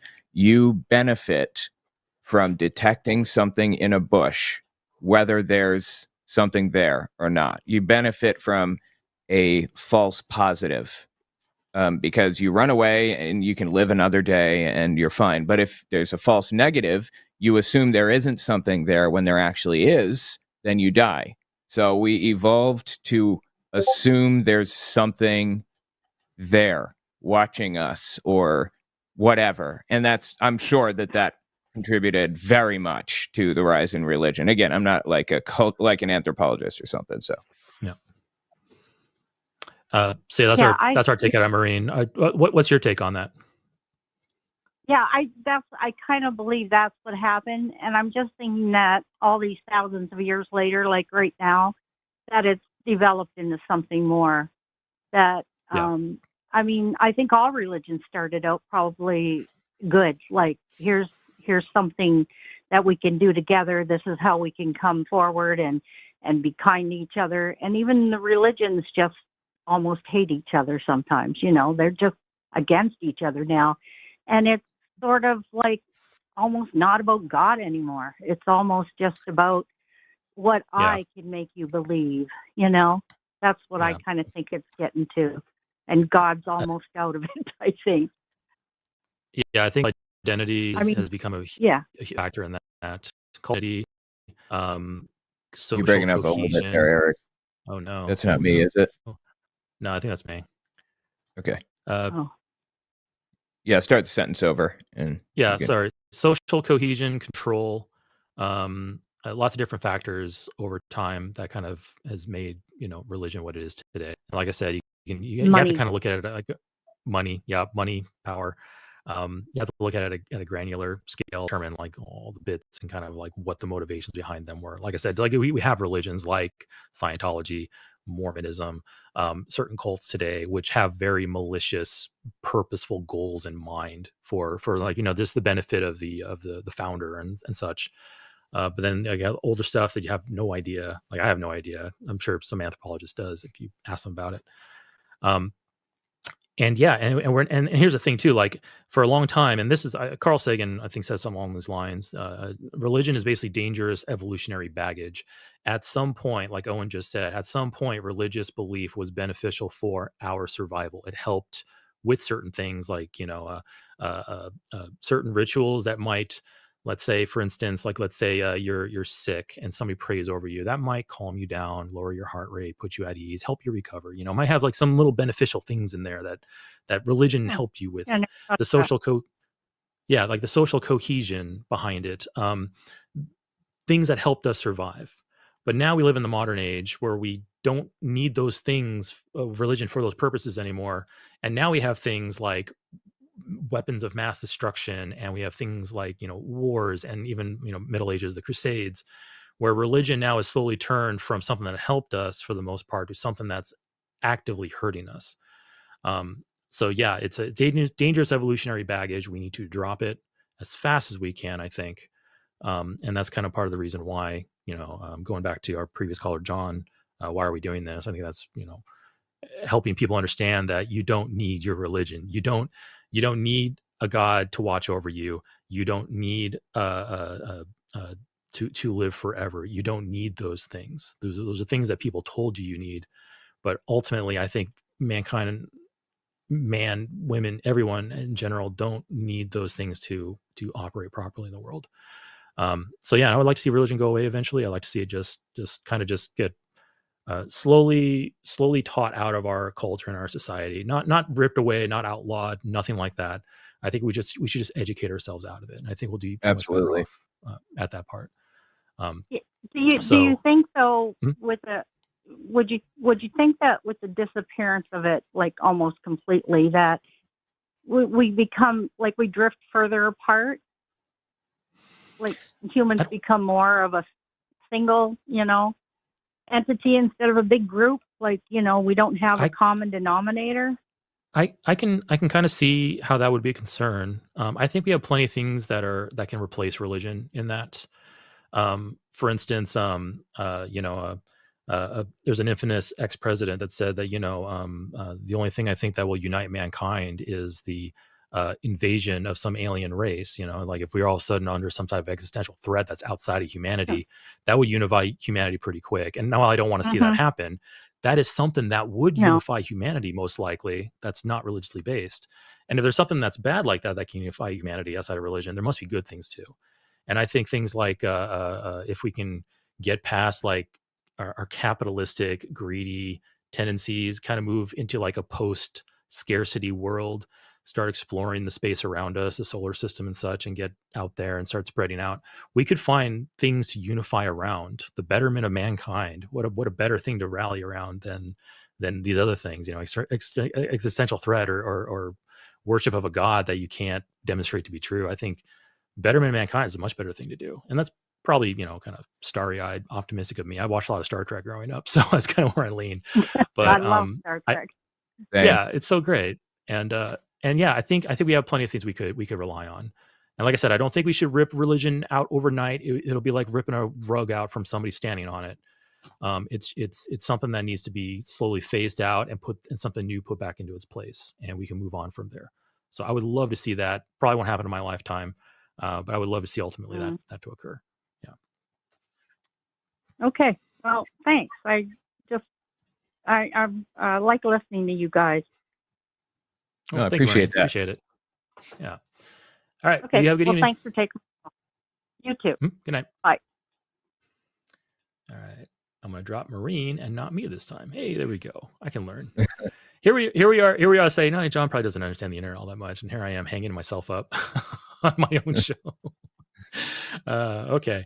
All right. So, hey, folks, lines are closed. We have people still in the queue. So folks in the queue, please hold on, but lines are closed. We're not taking new calls. I don't see Rita in there. Rita, if you're hearing this, please call back. I want to talk to you and get around to that, or just wait till next time. That's fine too. But okay, cool. Let's just let's move on to our next individual. We have hit the button harder. There we go. Hey, we have Jiro, he, him in Virginia. Jiro is a theist. That's the wrong title. Good to talk to you. Yeah. I'm sorry. Say that again, Jiro. Yeah. Good to talk to you guys. Good to finally be up. Yeah, great to hear from you All too. right, so your question here is, what meaning keeps you going? Do you care to elaborate on that? Yeah, I probably didn't phrase. I could have phrased that better. But I'd like to touch on some stuff you were saying with. I think her name was Marina. Marine, if you don't mind, if you have the time. Sure. Marine. Yep. So you were.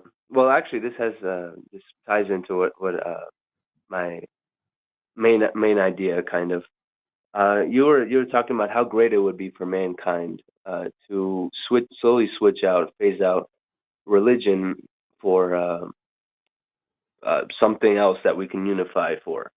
What other thing? What would you propose?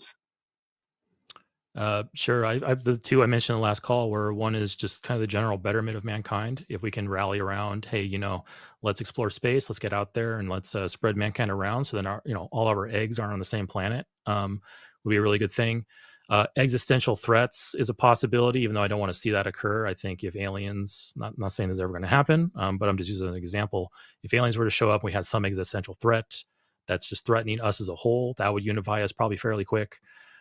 Things like, I would have probably years ago, I probably would have said, disease or some type of pandemic would probably unify us pretty quick, but boy, was I proven wrong on that.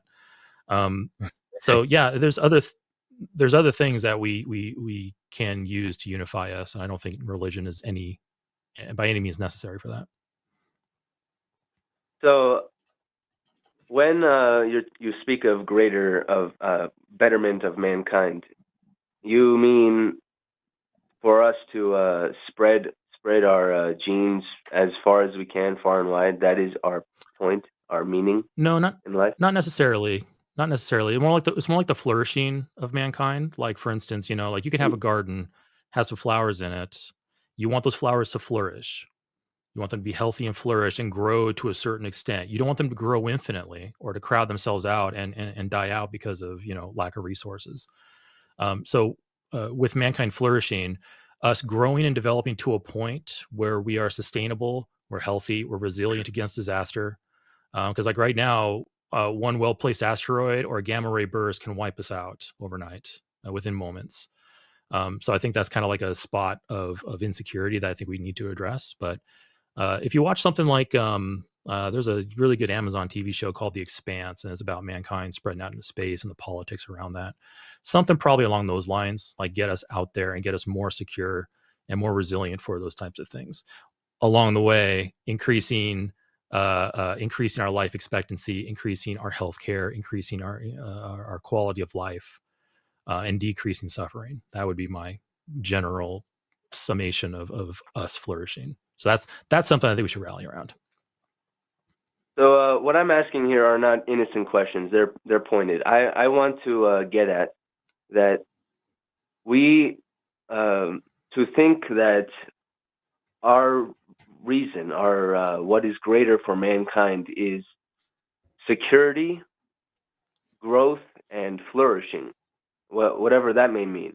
Like flourishing by getting, I don't know, everyone is able to eat and have a room and a bed to sleep in. If that counts as flourishing, then why do we have things like entertainment? If these are the main concepts, the main primary drive for any biological living thing, and especially for man, because we have the biggest brain, evidently, out of all of the creatures of the land that we live in, or so far of what we've seen in all of outer space. If that is our main drive, then what gets us sitting down and watching TV, let's say for entertainment? Is that flourishing? When people eat junk food, is that flourishing? Why do people go for those pleasures that also kill them at the same time, if flourishing is what is kind of hard-coded into human brain? Well, hold on. So hold on. We're conflating a little bit about, you brought a lot of stuff there, but we're conflating things with what I desire to see happen to what is hard coded into us. Those are two very, very different things, and not necessarily like the propagation of our genes is hard coded into us. That's why the reproductive drive is so powerful. But that's also why some species will reproduce themselves out of existence. That's kind of what we're seem to be skirting on at this point too. So flourishing is not necessarily reproducing beyond a point of things like that. But when it comes to entertainment, that's part of flourishing, enhancing our lives. So that's why we have things like art. That's why we enjoy things like nature. We have things that fulfill us and enhance the quality of our life, because we have like I said, I want to see health increase generally among people. And things like, has been demonstrated that things like, observing animals, observing fish, observing nature helps you physically because it calms you down. It lowers your blood pressure, lowers your heart rate. It's healthy for us to be exposed to those things. But when it comes down to, let me, like I said, you put out a lot there, so I'm trying to address it all there.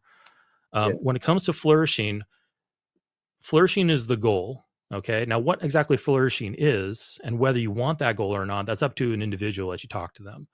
I'm pretty sure, Jiro, you probably don't want to be under the imminent threat of death at any moment. Is that probably a general thing about you? Is that accurate about you? You don't want to be under the imminent threat of death at any moment? Yeah. Okay. So we're in alignment on that. So we both don't want to have death hanging over us at any moment. And yet that's what's happening right now. Like I said, any form of natural disaster can happen to us right this instant that we won't see coming. And to get around that, to mitigate that and lower that risk, we can do things like spreading humans out into the solar system, or increasing better detection for asteroids coming towards the planet and plans to take care of ones that might hit us in the future. Things like that. Those are things that I think mankind should gather around, because I think most mankind's are generally the same. I think you and I'm pretty sure Owen doesn't want to be under imminent threat of death. I'm sure that's probably true of 99% of mankind. We don't want to die at any moment. So we can find commonalities like that and group around those things and promote flourishing. And I think that's better than religion. Yeah. I think anyway, not wanting to die is very important. And I think that we have that want not to die. Of course, everyone does. We all share that. But yet we all know that we will. And yet we still build. And yet we still advance technology. I ask, for what? For what reason do we advance technology if we basically I think this is a dead end theory. We have boxed ourselves into a dead end because we have chosen the road, two diverging roads. One is to, in my opinion, to truly better and flourish a life, to think about eternal life. Because if we don't think about eternal life, if we are not eternal, then basically we are nothing. And an atheist would only agree with that. And what would be the point of advancing technology for human flourishing if it all comes to nothing? Right. I think that my moral system is based on reducing misery and maintaining a bodily autonomy and balancing those two things. So in my ideal world, there would be less suffering, as little suffering as possible. And that means people doing things that they enjoy. It doesn't mean forcing everybody to eat the exact same amount of food every single day and do a certain number of push-ups and sit-ups every single day so that they're the exact same degree of physical fit as everybody else. That is, I guess, healthy technically, but it's not mentally healthy, which is something that we have to consider. Mental health is, mental health affects physical health also. So people do things that they enjoy because it's good for their mental health. Also, literacy and technology advancements and things like that, those things contribute to, or those things enable us to reduce overall misery in the world. So less misery is your template to betterment of humanity. And bodily autonomy, yeah. Yeah, that's part of what goes into I flourishing. wish we could talk about this for hours. I got a lot to say. So yeah, no worries. But I want to really quick though. I want to address something you mentioned earlier. You mentioned that if we don't, that ultimately life is pointless unless we have eternal life. Yes. First of all, that doesn't really follow because the one doesn't support the other. I could say that it is pointless for me to continue on because I'm not a millionaire. Therefore, I'm going to become a millionaire. It doesn't. One doesn't necessitate the other.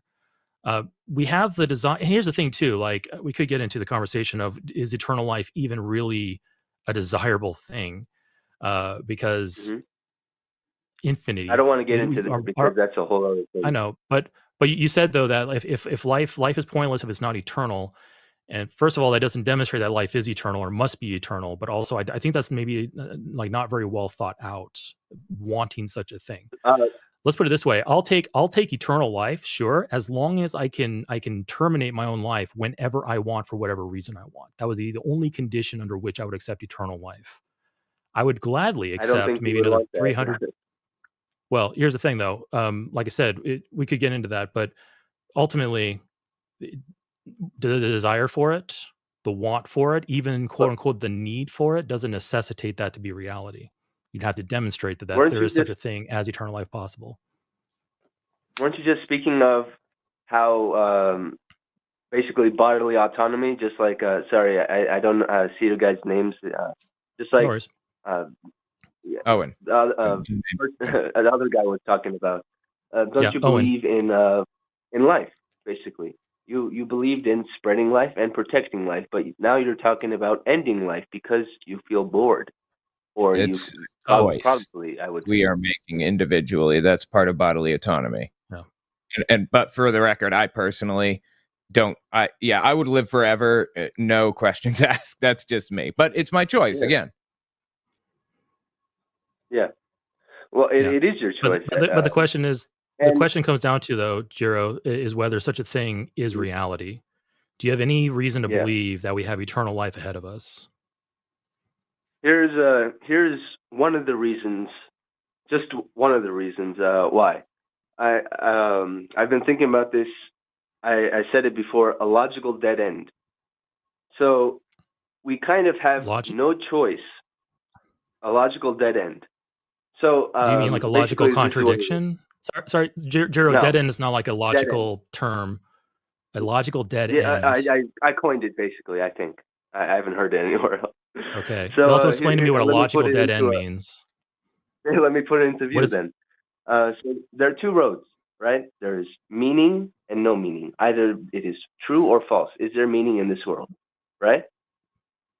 okay? What's the So definition of meaning? I agree with the statement. There's either meaning or no yeah, meaning what's the meaning to of exist. meaning? Yeah. Well, no, yeah. But I agree that that's a true dichotomy. There's either meaning or no meaning to existence. Yes. What is So meaning? if I were to take the road for no meaning, whatever it may be, that's a whole other thing too. Circular definition, basically, unless I can just say this is meaning. The word this is meaning. That's all I can say to describe the word meaning itself. So there are two roads, no meaning and yes meaning. We're in a car, and we've got a time limit. We gotta pick which road we're going on, or else, we have all our lives to pick. If we pick no meaning, then the question itself has no meaning, and this becomes a logical dead end. We have died, basically, as soon as we chose that road. But if we pick to move and to step and to walk with a goal and at least a vague knowledge of what our meaning is or what meaning is, that gives us a chance for life. Did I say that well? Did you understand? I think I'm catching your drift, but there's an issue here though. There's a bit of a conflation going on. You're saying, okay, there's either meaning or no meaning in life, and you're likening that to two paths. There's two paths in front of us, meaning and no meaning. True or false, Due to the nature of logic, one of those paths is false. It's not actually a path. There's only one of those paths that can be possibly chosen. Yes. Can you choose a path that? Let me rewind for a second there. So you're, like I said, we're conflating here. You have two paths in front of you, meaning and no meaning. Your choice and what your perception of the question is doesn't determine what path you're actually on. Reality determines that. So there isn't actually two paths. There's just one path. And you can be on the one path. That path could be no meaning, but you on the path could be saying, yeah, meaning, and vice versa. So your perception, your choice doesn't have any effect on the actual path that we're on as a species and as humans that exist. So you're what right you want, about that. this is going back to your eternal life thing. How, well, if we don't have eternal life, then life is meaningless. Your perception of that and your feelings about that have no bearing on what reality actually is. So how do you, obviously you think that life has meaning. How do you know that? How do I know? This is what I was getting at. So basically, if we, as a human, right? Let's say I set up an alarm to go to work, then to eat, then to go to sleep after coming back from work, and so those three things we do for a purpose, right? Well, for a hold human, on. I'm asking you, Jiro. I'm asking you. How do you know that there's meaning in life? Jiro, I'm asking you, how do you know that there's meaning to life? And you're saying we do all these things for a purpose. So now we're bringing a different term, and we haven't really answered my question about the first term. Meaning. I'd like to lead into it. So we do all these things, and they have a meaning to them. For to wake up, to go to work, and to eat, and to sleep. Right. So they have meaning to me, but my meaning is subjective. I guess let's for a moment here. You're trying to establish. Let's clarify some terms here. You're trying to establish objective meaning in life, right? Is that it? Mm-hmm. Okay. The meaning the meaning that we put on our actions, on our day-to-day life, is all subjective meaning. I do things for purpose in my life. We were trying to say that there's some type of external meaning outside of my mind, outside of all of our minds, Mhm. and that's objective meaning. How do you know that meaning is there? Logical dead end. If we Again, do not have that meaning, we are dead already. We are okay, dead. that does If not have at an all end and it is determine, all pitch Jero, black at the end, it does not Jero, that does determine not the at truth. I all. agree. All right, Jero, again, we went over that a little earlier, okay? So your Mhm. thoughts about it don't determine what reality actually is. Reality is either has objective meaning Yes. or doesn't have objective meaning. And you must find a way to show one or the other. So Mhm. pointing at what we do every day and saying that we have purpose in that's a subjective purpose that's generated by us that tells us nothing about objective meaning, potential objective meaning to life. So how else would you be able to demonstrate that? I agree. There is that it is a subjective thing, but this subjective thing is also a key part in this argument. If I don't this see the is link about there us. because At the end of the I can at the end of because Jero, I could take actions that have no meaning at all. I could see animals taking action that have no meaning end of the or day, purpose at all. It doesn't tell us anything about the objective part of that. Go ahead. it tells us about the it doesn't tell us about the objectivity. Okay. Okay, then So if you want to get into the objectivity of it, I can reference you the Kalam cosmological argument. What do we define meaning as? the Kalam cosmological argument just simply determined if that is a sound and valid argument, it just demonstrates that the universe had to have a cause. It doesn't talk about anything about meaning, doesn't talk about anything about a God, nothing like that. It just simply says the universe had a cause. So I don't see how that's going to get you to where you want to go. But I'll give you about 2 minutes to talk about it, and then we're gonna have to move on. Go ahead. Too bad. All right, so everything happens. I kind of mixed up meaning and purpose there. Everything happens. I noticed. For a reason. There's a reason, cause and effect. Everything is cause and effect. If we don't believe in cause and effect, then there is no argument. There is no point. There is no order for our argument to be based off of, for science to be based off of. You agree? You brought in additional terms now. Okay, hold on. Stop there. All right, you're throwing around a lot of time. I want to say all the stuff I have. I understand. I'll be generous and not count this against your time. But Jero, you're bringing in terms like logical dead end, which is not a thing in logic. Okay, it's either something that's true or not true, and then you can yeah. Well, I don't care. I mean, I can coin any word and insert into a conversation. It doesn't help the other person in that because it doesn't mean anything. Logical dead end doesn't mean anything. No, because I asked you if it was a logical contradiction. I think you said no. So I don't understand the concept there, and it's not informal logic. So I don't see. I guess how it's useful in the conversation. Yeah. Okay, well, we'll have to go back and recontextualize the conversation on that. But listen, you're bringing a lot of terms in here, and I'm asking you, how do you know that there's objective meaning, objective purpose, whatever in life?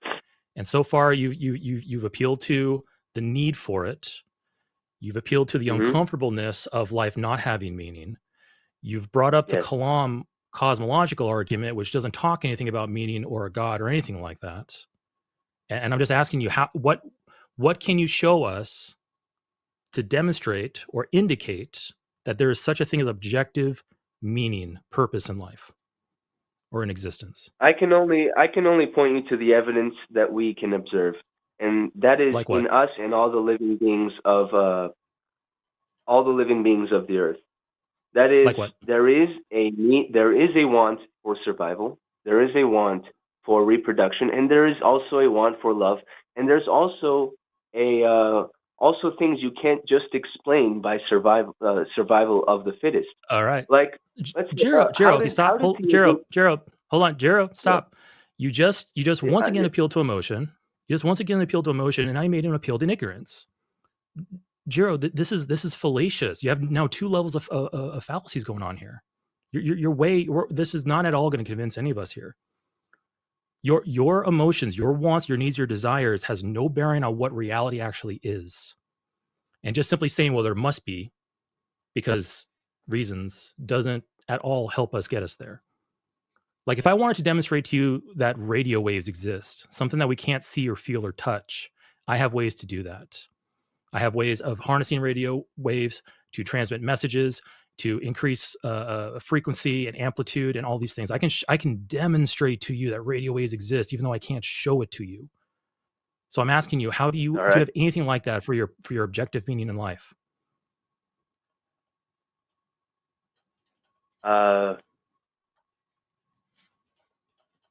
No. I appreciate I the don't honest have a answer. radio So, wave system. all right, let me leave you with this then, Jero. I appreciated this conversation, and I'm gonna let Owen have his 2 cents here in a moment too. But Jero, when you leave this call, and maybe tonight or tomorrow, after you've had some time to process the call, ask yourself the opposite question. Okay, if there was no meaning, no objective meaning to life, if there was no objective meaning to life, how would I know it? Look for the falsification criterion there. Because you're trying to convince me and Owen and everyone else here that there is objective meaning to life, and you just admitted you can't. So let me ask you this question. You can take this with you. If there wasn't, how could you figure that out? Because if you can't show that there is objective meaning to life, and you have no idea to show that there is no objective meaning to life, then you have a question that cannot be answered. It's a useless proposition at that point, because we cannot confirm, verify, nor falsify any of that. And it becomes a useless proposition to us. It might as well be telling us that, unicorns from the 6th dimension dictates what our life is and how we should live it, and that's meaning. I have no way to demonstrate it. I have no way to falsify it. Like that. It's now in the realm of these unanswerable, useless questions. And I probably shouldn't have picked the word meaning. I probably shouldn't have picked the word meaning. I should. I'd like to replace. Fair enough. I'd like to replace it with the word purpose, and I'd like you to ask yourself that question too. What question? Also, with the word purpose instead of meaning. Okay, objective purpose. What question? The question hasn't changed at all. I cannot determine. I cannot show that there is or is not objective purpose to life. I can't do that. It's an unfalsifiable proposition to me. Therefore, useless. Then why do you base your daily schedule? Why do you get up in the morning? Why do you eat food in the morning? For the things that why do you eat food for the things purpose, that right? Owen and I mentioned, for the things that Owen and I mentioned at the beginning of the call, we have personal preference, and we have there's a nearly universal preference among mankind to survive and flourish and to do and to grow and to survive. It's hard coded into us. Just because it's hard coded into us does not mean that that's an objective purpose or objective meaning, because you can find people who don't have those drives in them. You can find people who don't have the desire to continue living. Find people who have the desire to reduce suffering in themselves or those around them. You'll find people who break that mold. And it's those exceptions to me that indicate, not prove, but indicate to me that there is no objective meaning in life. So I'm going to let Owen. Wait, hold on. You just committed. I think you might have. I'm sorry, maybe I'm wrong about this, but you might have committed one of the crimes that I committed. You said that because you've seen someone break the mold, that means that's why you don't think there's an objective. It indicates. I said it indicates to me. It kind of leans that direction. Because I'm not 100% on board. That 99%. All right, Jero, I want to wrap up this call because we're going on 2 hours here. So I'm trying to get us out of this. Yeah. I hold all my positions to levels of confidence. So when I see something, I might lean a little bit towards one direction and say, maybe this is where reality lies. But I'm not saying that it definitely lies there, because I'm working with incomplete information. So when I see certain people behaving differently from the way I behave for different reasons of mine, then I can't look at my meeting and go, yeah, this must be objective. It makes me lean away from it. So that's all I said there. I didn't make any declarations about what reality actually is. I made a guess based off of an observation. Anyway, Owen, we talked a lot, Owen. Is there anything? Yeah, let me just lay this down. Sometimes I feel like these logical pathways that we take are twisty, and there are like pitfalls all over the place, and it's kind of hard to follow. Like, it's easier to follow when there's a logical step-by-step syllogism with a conclusion that we can pull apart and examine everything, but laying it all out in kind of a haphazard way, with like no premises or anything. This has been a little bit difficult to understand. Unfortunately, we don't have more time to pull it apart, but if we did, I would probably write down the premises and everything else, or kind of write down a tree or a pathway that you're trying to draw out for us. Yeah. Yeah. It's the same. Sorry, that could have done it you're better. fine. I agree.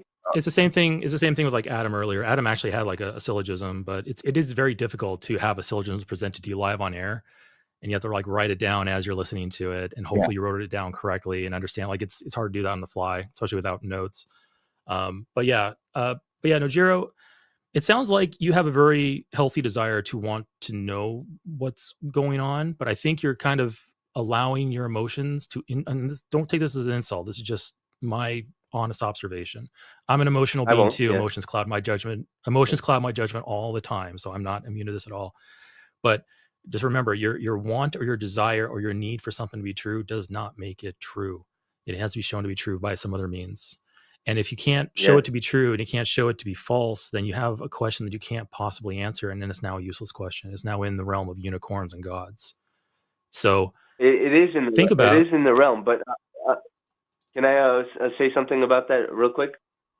When you walk out of your house, you have hope that you're not going to get hit by a meteor, right? You walk out, you're not thinking about you're going to get hit by a meteor or an earthquake is going to swallow you up out of the ground, but you're not actively preparing for that either, even though there is a chance that could happen. I actually do. I live in an earthquake area. I am actively prepared for earthquakes here. Well, a meteor I can't prepare for because a meteor is pretty. So, Jiro, okay, we got to end this call, Jiro. Yeah, Jiro. Too bad. Like I would have loved to talk to you guys further. Thank you. Well, tell you what, call us. So tell you what, call us back on some other day. We've already talked a lot here, but like I said, just the stuff that I recommend you take away, please do so, and then come back to me later on and tell me, hey, I found a way to prove this, or I found a way to falsify this, and that would be much more interesting than what we were going over. Yeah, I will say I don't Jiro. have a way to prove it, but are you going to take me off? Can I say one more thing, please? We're going to call it good there, Jiro. We got to get moving on. So, but save your thought for next time, okay? Thank you very much. All right, have a good night. All right, take care. Yeah, it can be difficult when you get down in the weeds, especially to Jiro's admission that some of the terminology he's using is not quite accurate, or some of it is his own invention, like a logical dead end. A logical dead end is just, I would just call that a contradiction if you're trying to prove or disprove something. So yeah, and a lot of the time, not with this call, but with previous calls or with other calls on the subject, it's like they're just throwing things in that like make no sense, or they're saying it with complete confidence. Yeah. So you have to pull apart something that is completely illogical at its face. But anyway. Yeah. All right. Cool. All right, let's go on to our last two callers, and then we'll start talking about super chats. Who's been, oh man, neck and neck, 42 minutes each. I don't know which one to pick. This name's pretty cool. I'll pick this one. All right, we have Nihilus. He, him in Canada. Nihilus is an atheist, and you got a half paragraph here. I'll go ahead and read it. I have been inactive for 8 months. Hey, fellow EX-JW, welcome. Looking forward to talking to you. I am an unbaptized publisher. Yeah, I am an unbaptized publisher, so never baptized. I have told an active witness friend about my beliefs, and he ratted me out to my friends and elders. Wanted to ask how I should proceed. Say, Nihilus, how you doing? I'm good. How about yourself?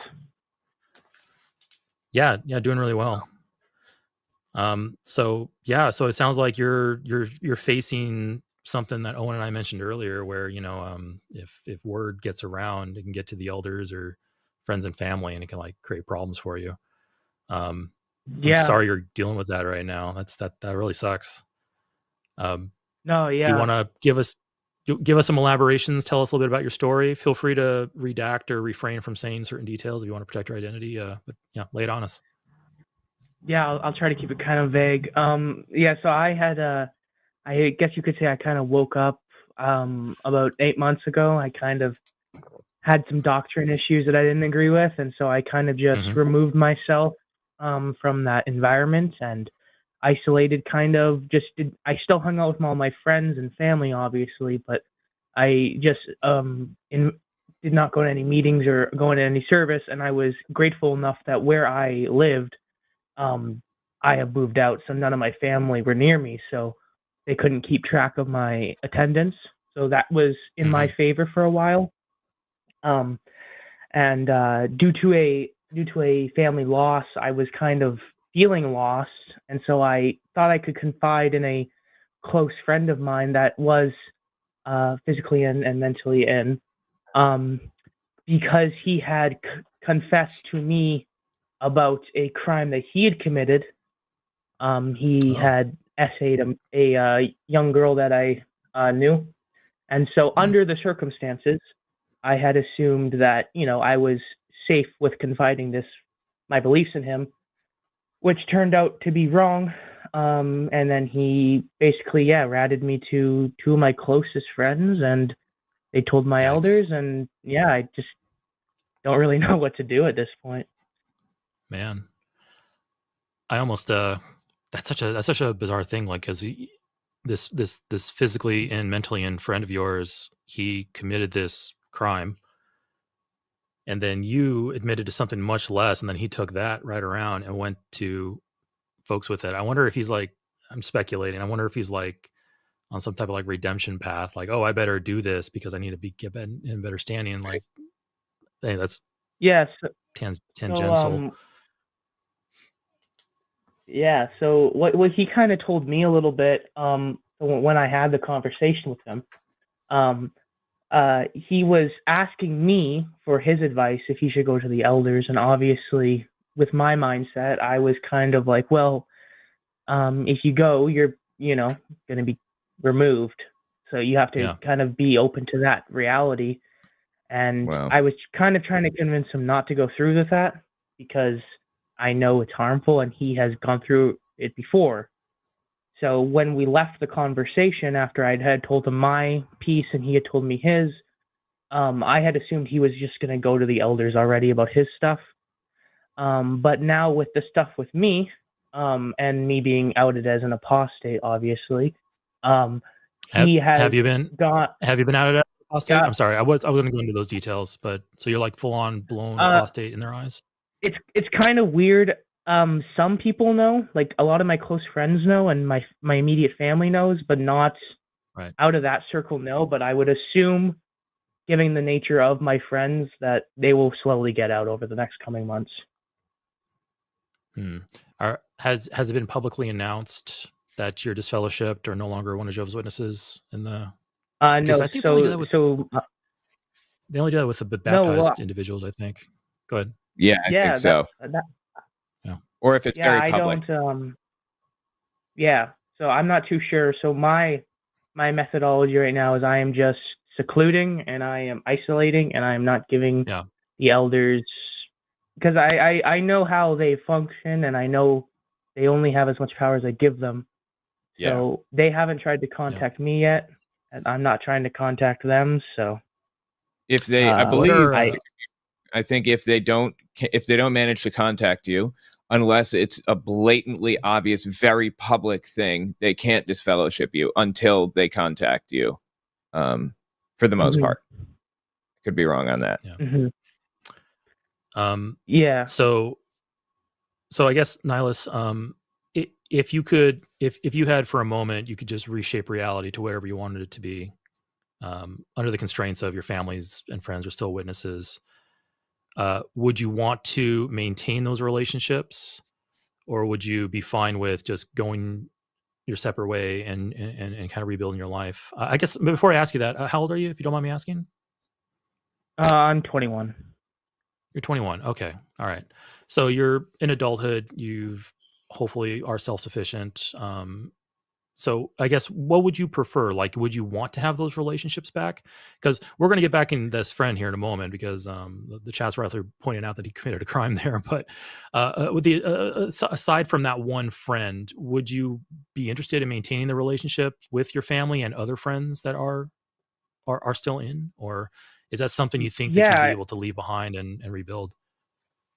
Well, I would, in a perfect world, I would love to keep all those friendships because I'm actually a fourth generation, so my great grandparents converted, and Wow, so yeah. all my extended family, my entire region, like my whole life is JW, so it's a pretty daunting, ask to just cut that all off. And so my original plan, I was laying it out, and I was going to give a letter to my elders and to my family and friends in June of next year after all of my affairs are set up, after this current death in the family has died down and everyone's in a better emotional state. I was just going to simply be, hey, I just don't agree with this anymore. I'm just want to exercise my freedom of religion and go my separate way. And if you choose to want to associate with me still, I'm here for you. And if you don't, I understand that. But because I've been forced into the, I guess, spotlight now, I'm kind of having to figure out who I need to tell from my mouth before they hear it from a third party. Because the narrative that's being set right now is that I'm obviously an apostate, and I'm not trying to convert anybody or anything. I'm just trying to wipe my hands of it, per se. Yeah, I can understand the feeling of like, hey, the clock's ticking, kind of the story's out and it's starting to circulate. And now it's becoming something that's out of my control. So like, writing a letter to the elders and formally disassociating, that is a way of taking back that control and setting the record straight. So that is an option to you. I can't tell you whether that's a good idea or a bad idea, or whether you should do it or not do it. Because when you do that, you will be closing doors, and those doors will likely stay closed forever. Like you said, the JW religion is very ingrained in your religion, multi-generation. It's now like a cultural thing in your family. And so writing that letter and sending it will close those doors likely to those people forever. Now you do have another option, and I'm not saying you should do this or shouldn't do this, but it's an option on the table that you can consider. There are individuals who say, hey, you know what? I want to maintain these relationships despite having to pretend or despite having to do certain things that I don't want to do because I value my relationship with these friends and family more. And it's up to you to determine whether that's something you want to do or not. And if that is something, if you think about it on your own, you're like, hey, this is something I want to do, then leaving those doors open might give you some opportunity to, like quote, like kind of like pseudo get back into quote unquote the truth. You can like go to some meetings, say, I'm not an apostate. I don't know where that rumor came from. I'm here and I'm coming back. And then, deny. Yeah. Don't never affirm, deny it, build up those relationships. And then you could do a fade part 2 later on, fade back out. And now you've strengthened those relationships. Hopefully the rumors have been quelled. And now you might have something a little bit better than the choices you have now when it comes to, maintaining those relationships. But like I said, that's something entirely you have to make a choice on. I can't tell you whether to do that or not. Yeah, go ahead. Sorry. Well, I was just going to say, no, I mean, like I said, I ideally would like to do that. My only concern is that the friend I confided in, this is my mistake, obviously, but I had sent him my letter. So the issue is that he has evidence. So like I'm currently trying to backpedal, but for some reason trying to ruin your life, and that he faked a letter. I mean, you could say all kinds of things. Your main goal is to maintain these relationships, and as a Jehovah's Witness would say, theocratic warfare dictates that you are allowed to withhold the truth if need be, at the very least. So I would just deny it personally and slowly fade out. I don't know. What do you think? No, I mean, I agree. I just like in my area, a big issue for me is that I absolutely despise like double lives, and I personally try to live my life as authentic as I can, and I don't know if it's the same. Well, it was the same for you two, but double lives is a pretty prominent part of JW culture in my region, at least, and it's something that disgusts me, and it's something. And the things I've learned about the organization, I tried going back to a meeting, I would say about a month ago, and it was unbearable. Like it's hard. It's not yeah. the same. It's hard. Why does it disgust you? For people to have a double life, quote unquote. Why does that disgust you? I just think that if you're going to go up onto a podium and claim and admonish people who are doing these quote unquote bad things while you do them directly right after the meeting, I just think that is disgusting. I can agree with you on that point. However, if you were pretending to be a Jehovah's Witness while not actually believing and just living your life the way that you want, I don't see that there's anything. I don't see that that's a double life that's bad. Like I just don't see that as a bad thing. I think maybe the main key difference there is one is outright hypocrisy. Like let's say an elder is living a double life, and an elder's up there giving a part and admonishing the congregation, and then he himself is doing those things. Versus let's say somebody like a nihilist's age or younger, who are they're just struggling to maintain their family relationships in the atmosphere of their own doubt and the pressures they have. There's probably two very different things there. So and obviously nihilists, you can have your opinions about whether all people live in a double life or that's like a disgusting concept to you, or maybe like look at it more granularly and go, okay, maybe this guy leading a double life, being a big fat hypocrite, is different than let's say somebody your age or younger struggling to maintain those family relationships. Like there's different goals and agendas there and such. Yeah, I would actually, I would agree with you too on that. I guess I would rephrase and just say that I have an issue with hypocrisy in general. Yeah, I agree with and that that's kind of why I stopped going to the meetings when I started having these thoughts, because I didn't want to be myself a hypocrite and portray myself as this good witness when in reality that's the opposite.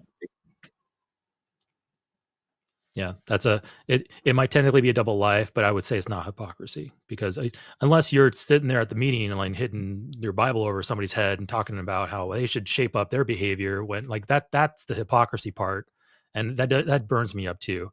But if you're at the Kingdom Hall and you're simply saying, just going through the motions and just trying to maintain those relationships, I don't see that as an issue, because honestly, it is such a difficult situation. It is not a situation you're in by choice, because you don't have control over what you believe. You either believe something or don't believe something based on a bunch of different factors that are outside of your control.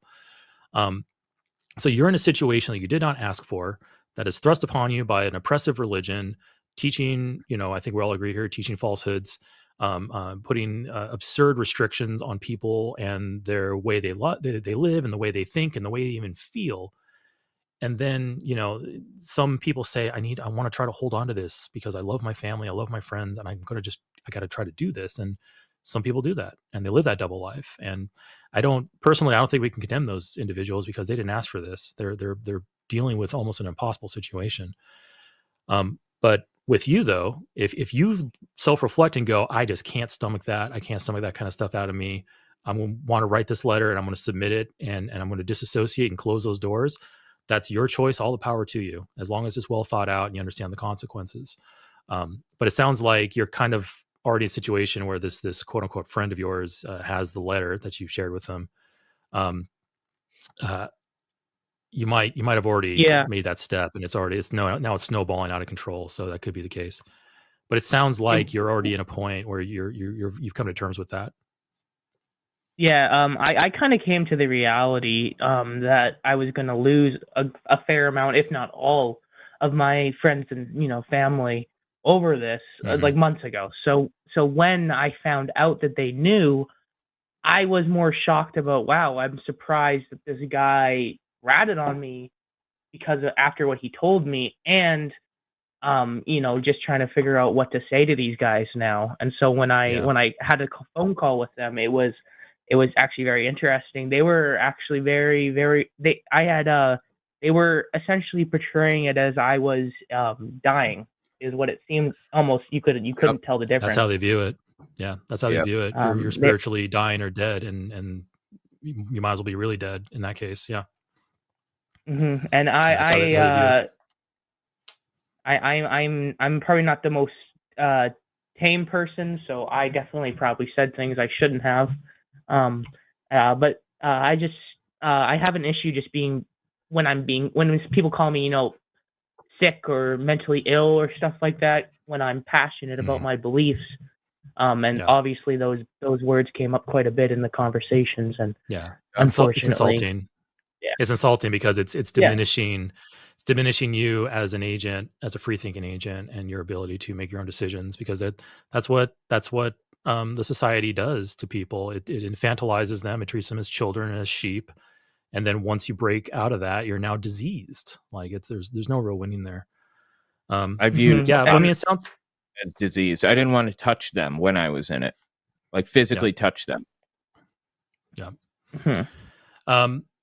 All right, Nihilus. Well, it sounds like hopefully we gave you a little bit of insights into what we, have our thoughts on that. Your story sounds very similar to mine, because I faded.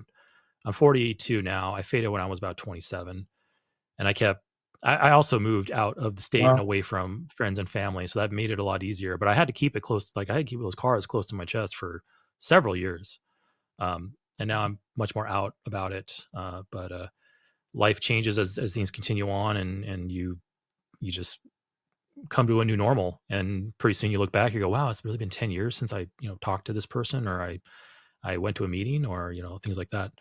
So yeah, it's like I said, just do what works for you, make your decisions carefully, and when you are out, enjoy it, because it's living outside the witnesses has been so good for me. Like my life just drastically improved since I left. So too. I hope you experience the same thing, Nihilus. One thing really quick though, I want to address this friend of yours. So you said this friend sexually assaulted a girl, ratted you out to the elders, and now he has like this letter that you shared with him. Yeah. Okay. I mean, I doubt anybody I know is listening, but I mean, obviously, if they hear this, they'll know it's me. But I don't care. Basically, I called this friend because my grandmother died recently, and I am very close to her. So we were kind of talking. I was talking my emotions through that, and he started telling me, he's like, I did something really bad, and I feel like I should die, and I didn't really know what to do, so I just told him, I don't really care what you did, just tell me, and I'm not going to treat you any differently. And then he, I'll just keep it brief, but he just went into very specific detail about a SA encounter with a minor that we both mutually know. Whoa. Okay. So that changes the dynamic a little bit. Yeah. And so obviously, given the subject matter, that's kind of why I felt comfortable telling him. And so you could imagine my shock when he went and told me, right? Or went and told my friends and elders about it. Really? So I want to tell you this, Nihilus, because normally I'm very much not a very strong, I don't exhibit strong opinions about what people should do with their friends and family. But I'll tell you this, Nihilus, and I'm making an exception here, what I normally do: drop this guy as a friend. This is no friend. If not only sexual assault, but against a minor, lying, ratting you out, holding documents hostage. Honestly, I think strongly you need to drop this guy as a friend, and the law should handle him, because if he's engaged in pedophilia and sexual assault, the law needs to handle him. And don't trust that the elders are going to do that and make that happen, because you can go to the elders and say, I have evidence, or this guy's confessed, and they aren't going to do anything about that. But no, they will not contact. And whether you go to the police or not about it is up to whether you go to the police about it is up to you. But I'm telling you, man, drop this guy, drop him like a hot rock, get away from him, because he's obviously not he's not trustworthy, and he's not a good human.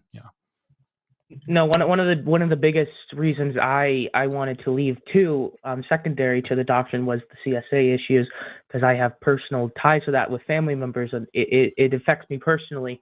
So when I found out, when he told me that, I kind of mentally, he was done with me personally. But the issue is now is he's kind of, when I called him, when I found out that he had told people, he is painting the narrative with all my old witness friends that this is a lie, that I've come up to get the shade off of me and onto him.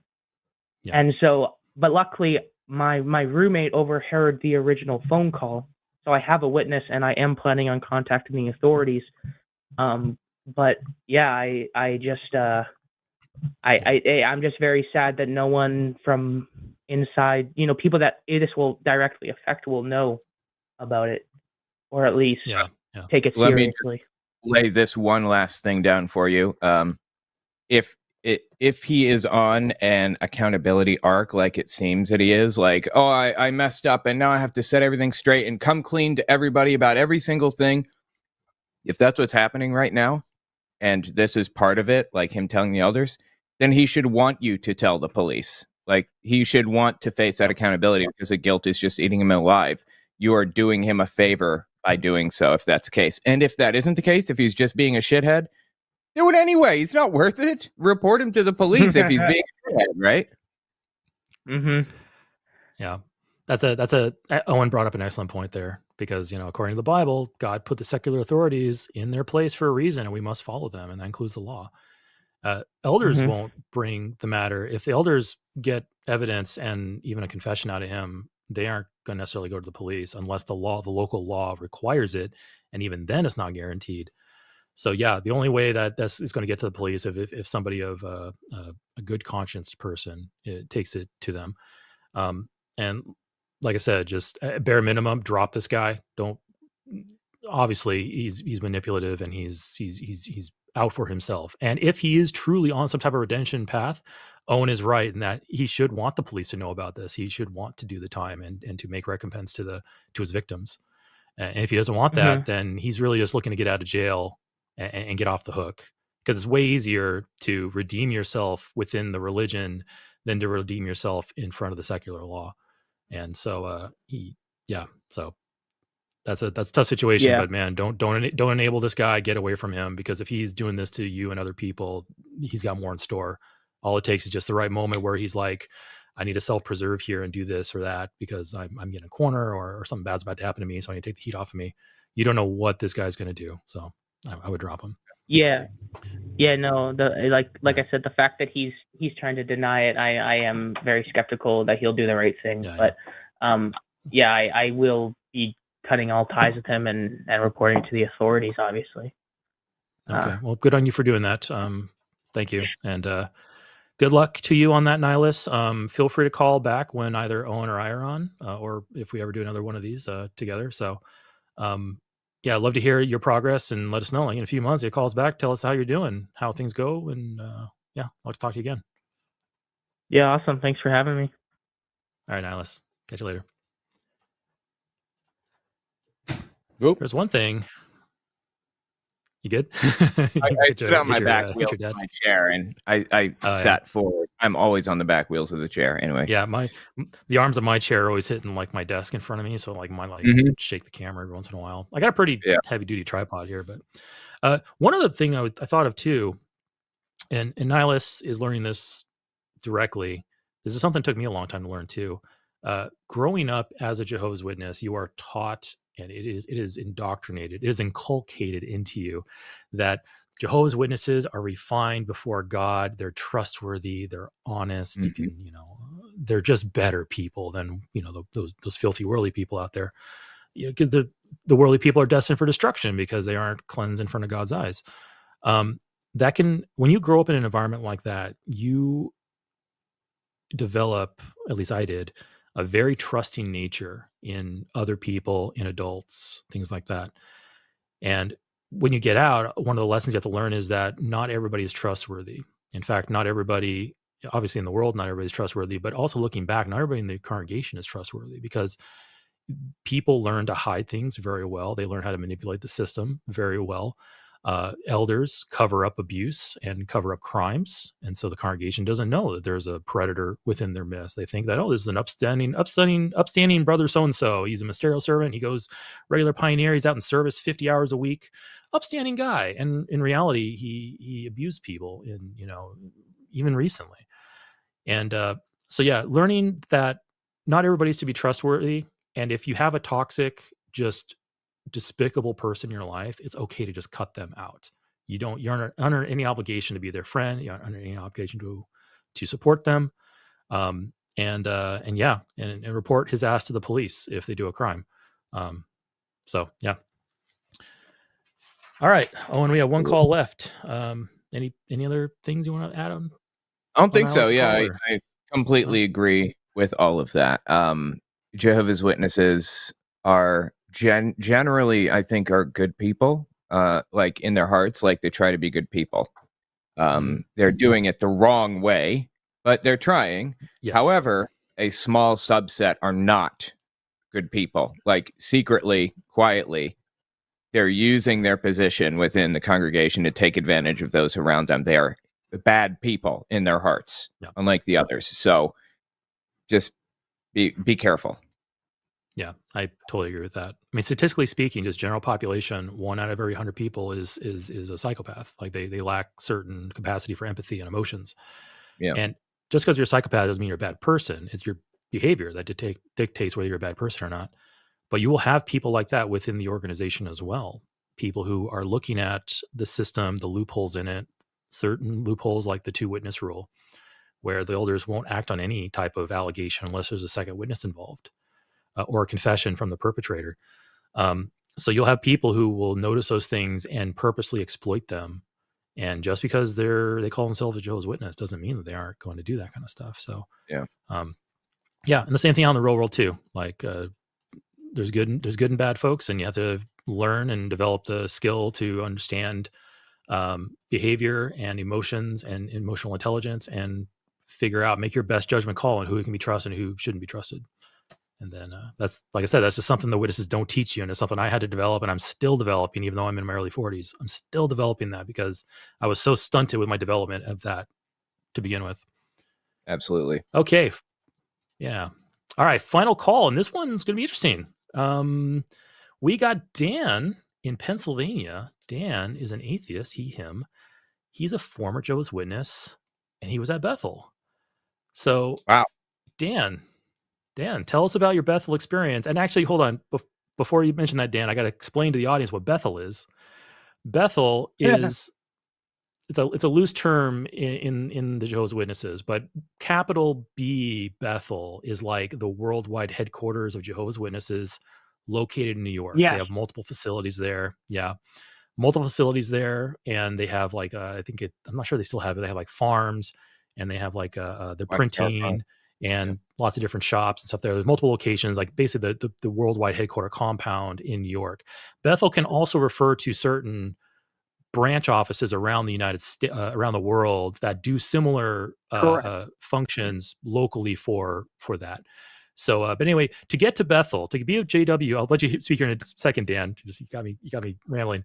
You got me rambling. You didn't say anything yet, so this is great. To get to Bethel as a witness, that is like a privilege. Yes. Yeah, we hear you. I'm sorry. But Okay, to get cool. to Bethel is a privilege. Like Dan worked hard to get there. He jumped through all the right hoops. He impressed the elders. He did the right forms. He probably pioneered, and he got to Bethel. So Dan like hit pinnacle JW status. So Dan, tell us about your experience. All right, so I grew up in Brooklyn. My mom and dad, well, specifically my dad, he got the knock on the door, and he didn't want his kids to die. So he's like, oh, this sounds cool. So I was born and raised as a JW, and doing the Carlin joke, like when I got to age of reason, I knew this was all bullcrap. Right. And it's crazy though how they indoctrinate you. I was working, and my dad literally texted me probably my dad just passed away 3 years ago, but like 15 years ago, he texted me. He goes, I found out something. I was like, what? He's like, oh, it's a cult. I was so brainwashed. Wow. I was like, who is this, you apostate? I didn't believe it was my dad. And then my dad showed me the actual footage.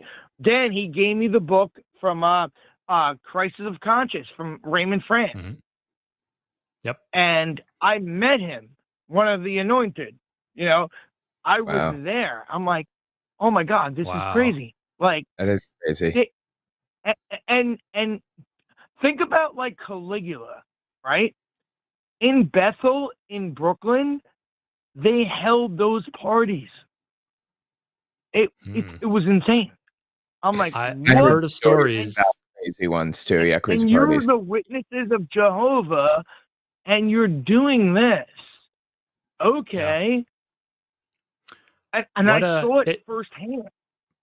Yeah, Dan, if you don't mind me asking, what decade were you at Bethel? Like, it was like the 70s, 80s, 90s? Like, about when? Without being too specific. No problem. I was born in 72, so it was like, I was like 17 when, I knew I wasn't at Bethel, to correct. I knew about Bethel. All the Bethelites came over to my place. I literally lived next to the Kingdom Hall. And we built Kingdom Halls. Yeah. Oh, okay. So I was like 17. So I'm sorry. I might have jumped the gun then. So you're a former JW living in the vicinity of Bethel. You didn't actually go to Bethel like as a worker. Correct. I did not live at Bethel, but I visited Bethel and knew Bethelites. Yes. So I was in Brooklyn. I was 17. Yeah.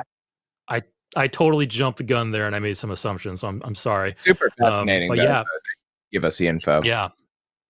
I visited Brooklyn Bethel back in 2002, I think. I went to Patterson. Okay. You went to Patterson, yeah. I visited Patterson too. So yeah, I'm kind of familiar with that area and kind of what it was like. Because the Jehovah's Witnesses, not only owning the central building, they owned a bunch of tertiary buildings around in Brooklyn, right, as well as like a couple of the towers for residences and such. Okay, so like what? So your dad. So shifting over to your dad, he got you out by just simply out of the blue saying it's a cult, and then recommending a video, and then Crisis of Conscience by Raymond France. Is that pretty much got the ball rolling? He yes, correct. He sent me the Crisis of Conscience by Raymond France, and again, you know how. Again, I've been watching you for so long, like, you're so brainwashed, you don't believe it. So I'm like, this is not my dad. This is an apostate. Yeah. And then I'm like, Dad, are you serious? Then I talked to my dad. He's like, no, you got to look into this. And we looked into it. I'm like, holy crap. Yeah, we're in a cult. Yeah. It makes, I'm surprised. It's insane. I'm surprised it's out of the blue. He just did that, because that's actually a super risky thing. Because if you were like a super hardcore like witness, you'd be obligated to basically cut all contact with him and shun him for forever. Yeah, correct. Yeah. But to rewind real quick, my brother, he got kicked out too because he was having sex with a girl, which he wasn't. But you have the three in the room. They put the three in the room. You know the whole thing. Yeah, and I'm like, what? And my dad was like, I'm not shunning my son. This is ridiculous. And he was an elder, and he was like, no, my son did not do this. And it just got crazy. That's when he started investigating the whole thing. Like, wait, this is a cult. But the opportunity of living forever in a paradise earth is so great. But then again, when you look at it, you're like, oh, they're making this up. Yep. Gotcha. Well, that's great. And I'm glad you got out. My question is too. My question is too, if God created the paradise earth, right? I mean, we already know, because I watch you guys shows a bunch. Satan's the one who told the truth, not Satan, the snake. They never say Satan. But why do animals die? They didn't sin. Like, I have a Chihuahua right now upstairs. He has lost his eyesight. He's losing his hearing. He didn't sin. It's a pretty dead to rights example of how they're incorrect about the young Earth, 100%. Or not the young Earth, but the young origins, I guess, because they're old Earth creationists, I think. Sure. Yeah, I think witnesses are old Earth creationists, and they think that man was put here 6,000 years ago. Yeah. So there was this multi-billion year, the 6 day process, 5 or 6 day process, and those are like indeterminate amount of time. They think. Yeah, they think. They think. But not humans. They don't know. but not humans. Humans were put here specifically by God 6,000 years ago, and then God wasn't paying attention when the snake did his thing. Which Oh, yeah. I asked a couple witnesses about that. I was like, if your God's all knowing and all seeing, like, why didn't he do anything about this before the snake acted? Why couldn't he find Adam and Eve? He was wandering through the garden looking for him too. Yeah, that too. Yeah, exactly. Well, here's a better one. So God created animals, male and female, right? Then he creates Adam, and he goes, "Oh crap! Oh, maybe he needs a mate." And then he goes, "Oh, I'm going to take the rib out. Why couldn't you just create it from sand like you did Adam?" So he's like George Carlin said, he's stupid. He doesn't know what he's doing. It's all fake. It's absolutely ridiculous. Here's the thing. Like when you look at it on your show. So hold on real quick. Here's the thing for theists on your show that watch this. So if you want to take doubting Thomas, right, from the Bible. So I'm a doubting Thomas. I think both you guys are too, right? 2,000 years ago, Thomas walked with Christ. He doubted him, and Christ rewarded him with a vision. I am here 2,000 years later. I'm not sure, but I'm going to hell. Makes no sense. Right. Mm-hmm. Yeah, like these stories, especially the Bible and any other religious book. I mean, even non-religious books, like, you know, you can look at the Bhagavad Gita and like the Epic of Gilgamesh. You can ask yourself, you know, what's more likely, what's more plausible that these stories accurately reflect reality? Let's just take Genesis, you know, creation. Do these stories accurately represent reality and history, or is it more plausible that this was just written by somebody who was trying to explain where everything comes from because of their own curiosities or insecurities, or maybe wanting to enhance their culture? Like, then it's probably these are stories that were floating around their culture, and you wanted to like codify it. Like, there's all kinds of plausible reasons that these things have been written down, rather than these things actually happened. You know, and it's it's interesting to look at, and it's. And the plausibility, like I said, I lean towards natural things explaining other things, because we have nothing but cases of natural things being explained by natural things. So when I look at these stories and I go, what explains this? The supernatural and natural, I'm going to go natural. Go ahead.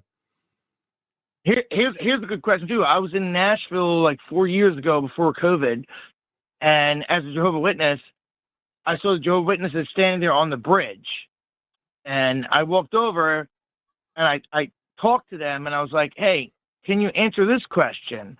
And the question was, if angels are asexual, which they are, why did they come down as men and have sex with the women and create the Nephilim? Right. That's a good question. And they were like, that's actually a really question. They were like, wait, what? I'm like, why didn't they come down as women and have sex with men? They're asexual. And why do angels? That's a good question. Why do angels even have a sexual drive to begin with?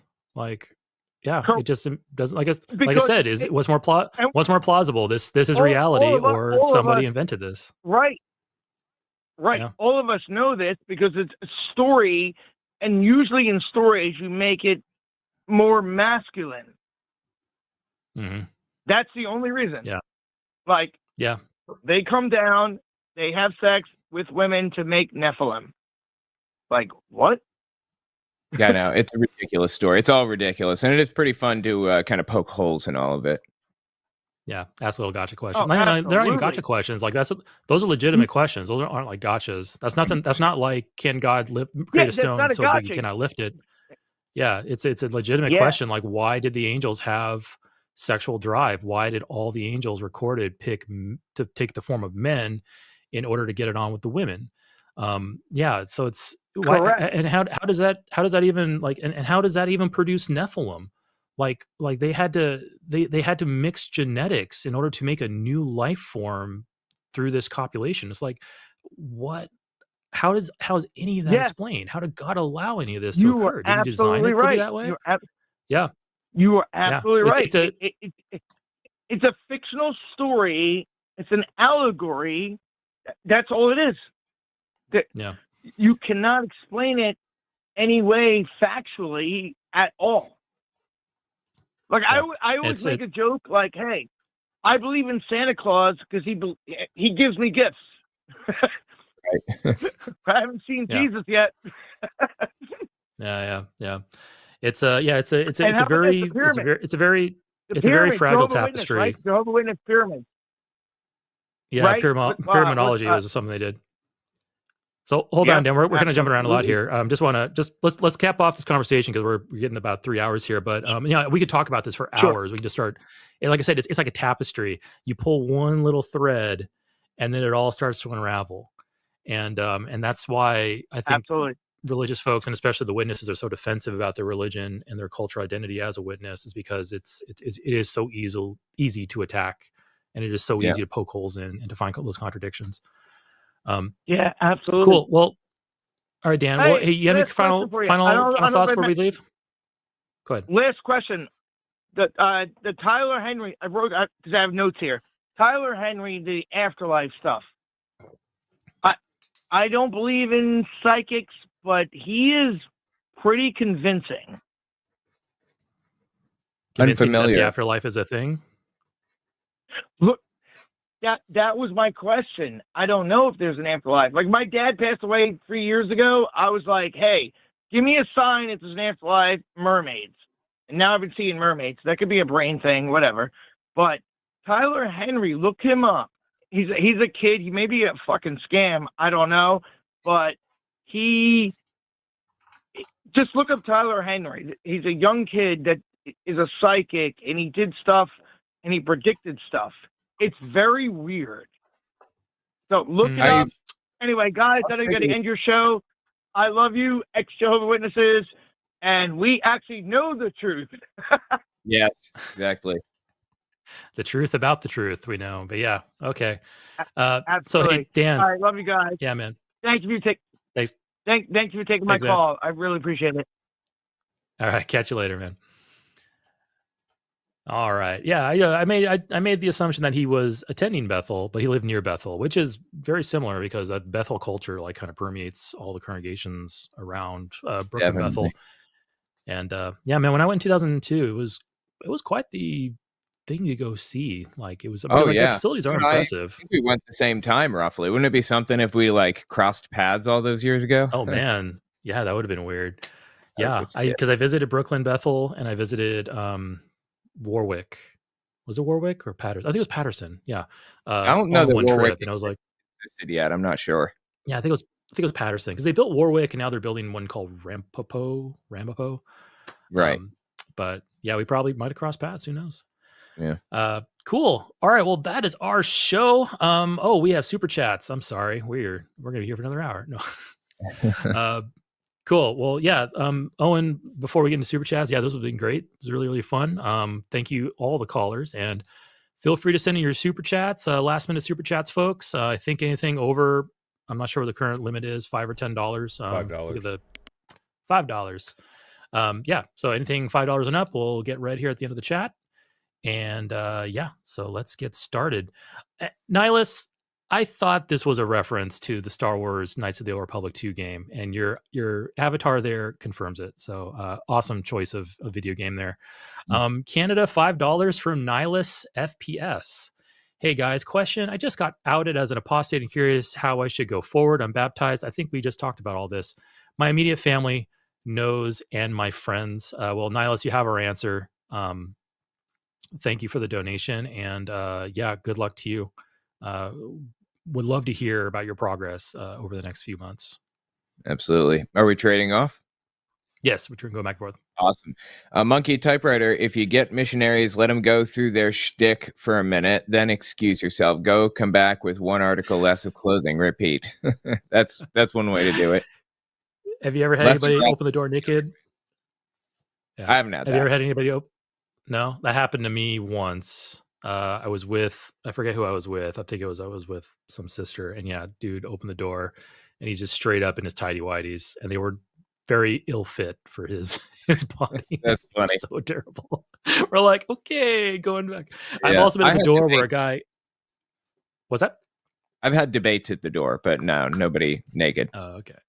Yeah, no, I've had naked people at the door. I had a guy claim that he was Jesus, like legitimately, like he Wow. brought me and my partner inside, and he had all these papers in the closet, all stuff he wrote. He claimed he wrote it in the dark in the closet. Like he was, wow. So Right. yeah, had some interesting encounters. Especially when you I was a pioneer for a couple of years, and yeah, you get so much. I was so auxiliary. But, yeah. Yeah. All right, we have $5 from Ateen and then Ensign, Ateen Yunsen. Is there any indication of Jehovah's Witness affiliation numbers declining either worldwide or in the West? Any sign of panic or worry among the Watchtower? I do know they had some light negative growth, like during COVID, I think definitely.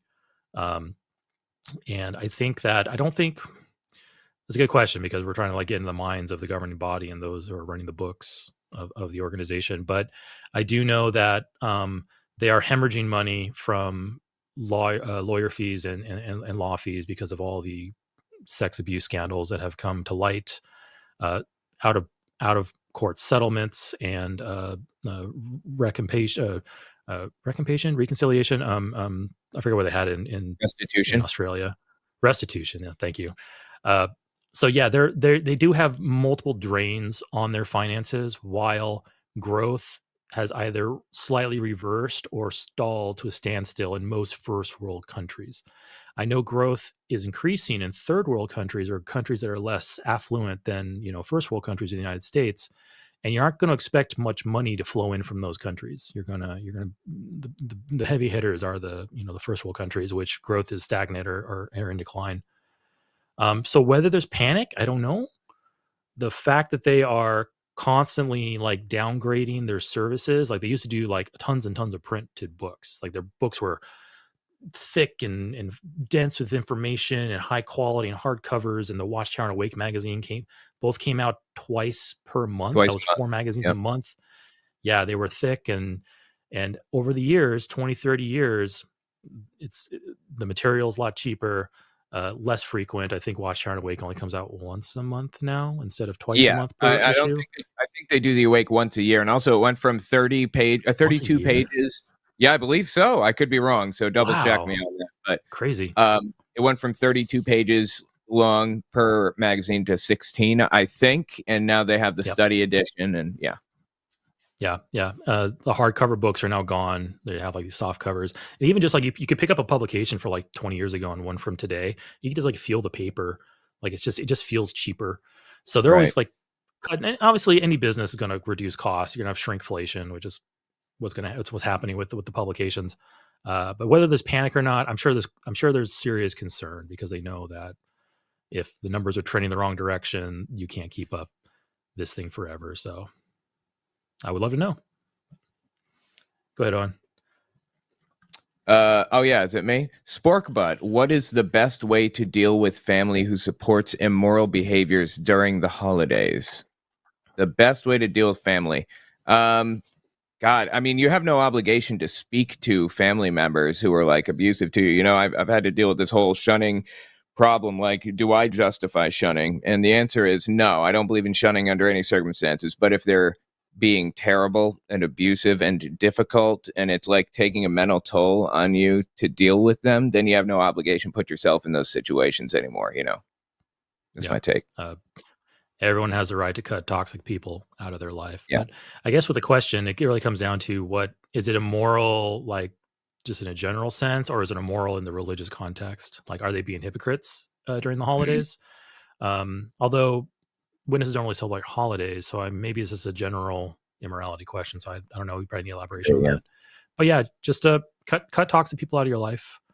If you're young and you're you can't support yourself yet, my recommendation is do your best to grin and bear it and make plans to exit when you're able to.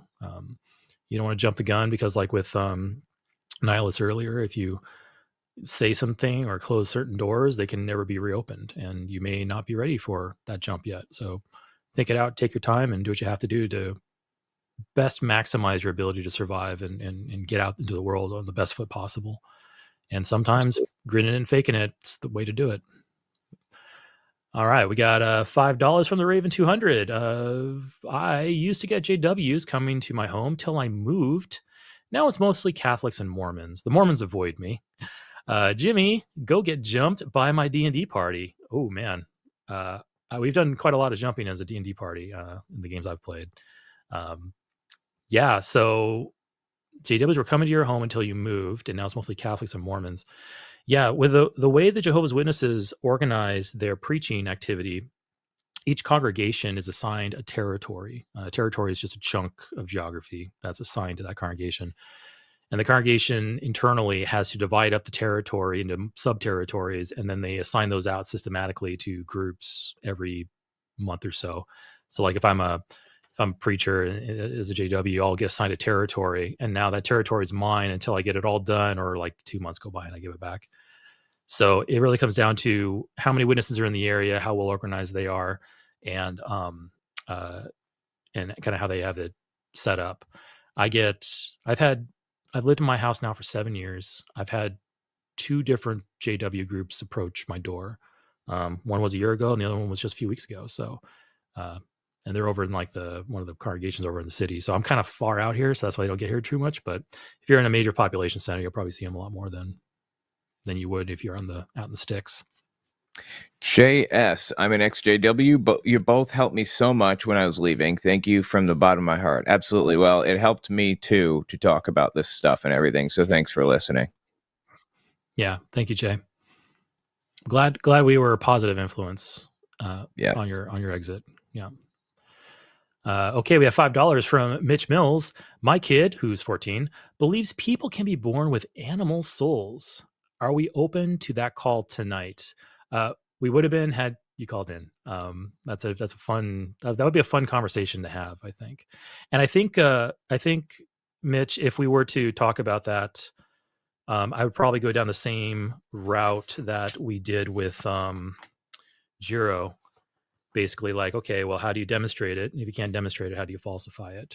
Because why are we born animal souls? Why not unicorn souls? I think we're born with unicorn souls. When, like, why not? They could be just replaced with anything if you can't, analyze it.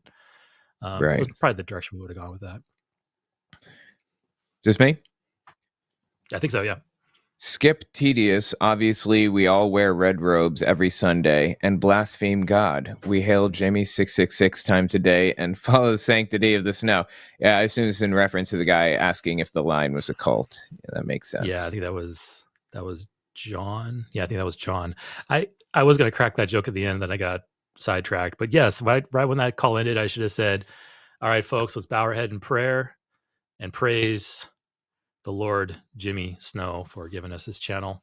And let's not forget to shun those who have left. But hopefully John doesn't take that seriously. Yeah, so thanks, Cap.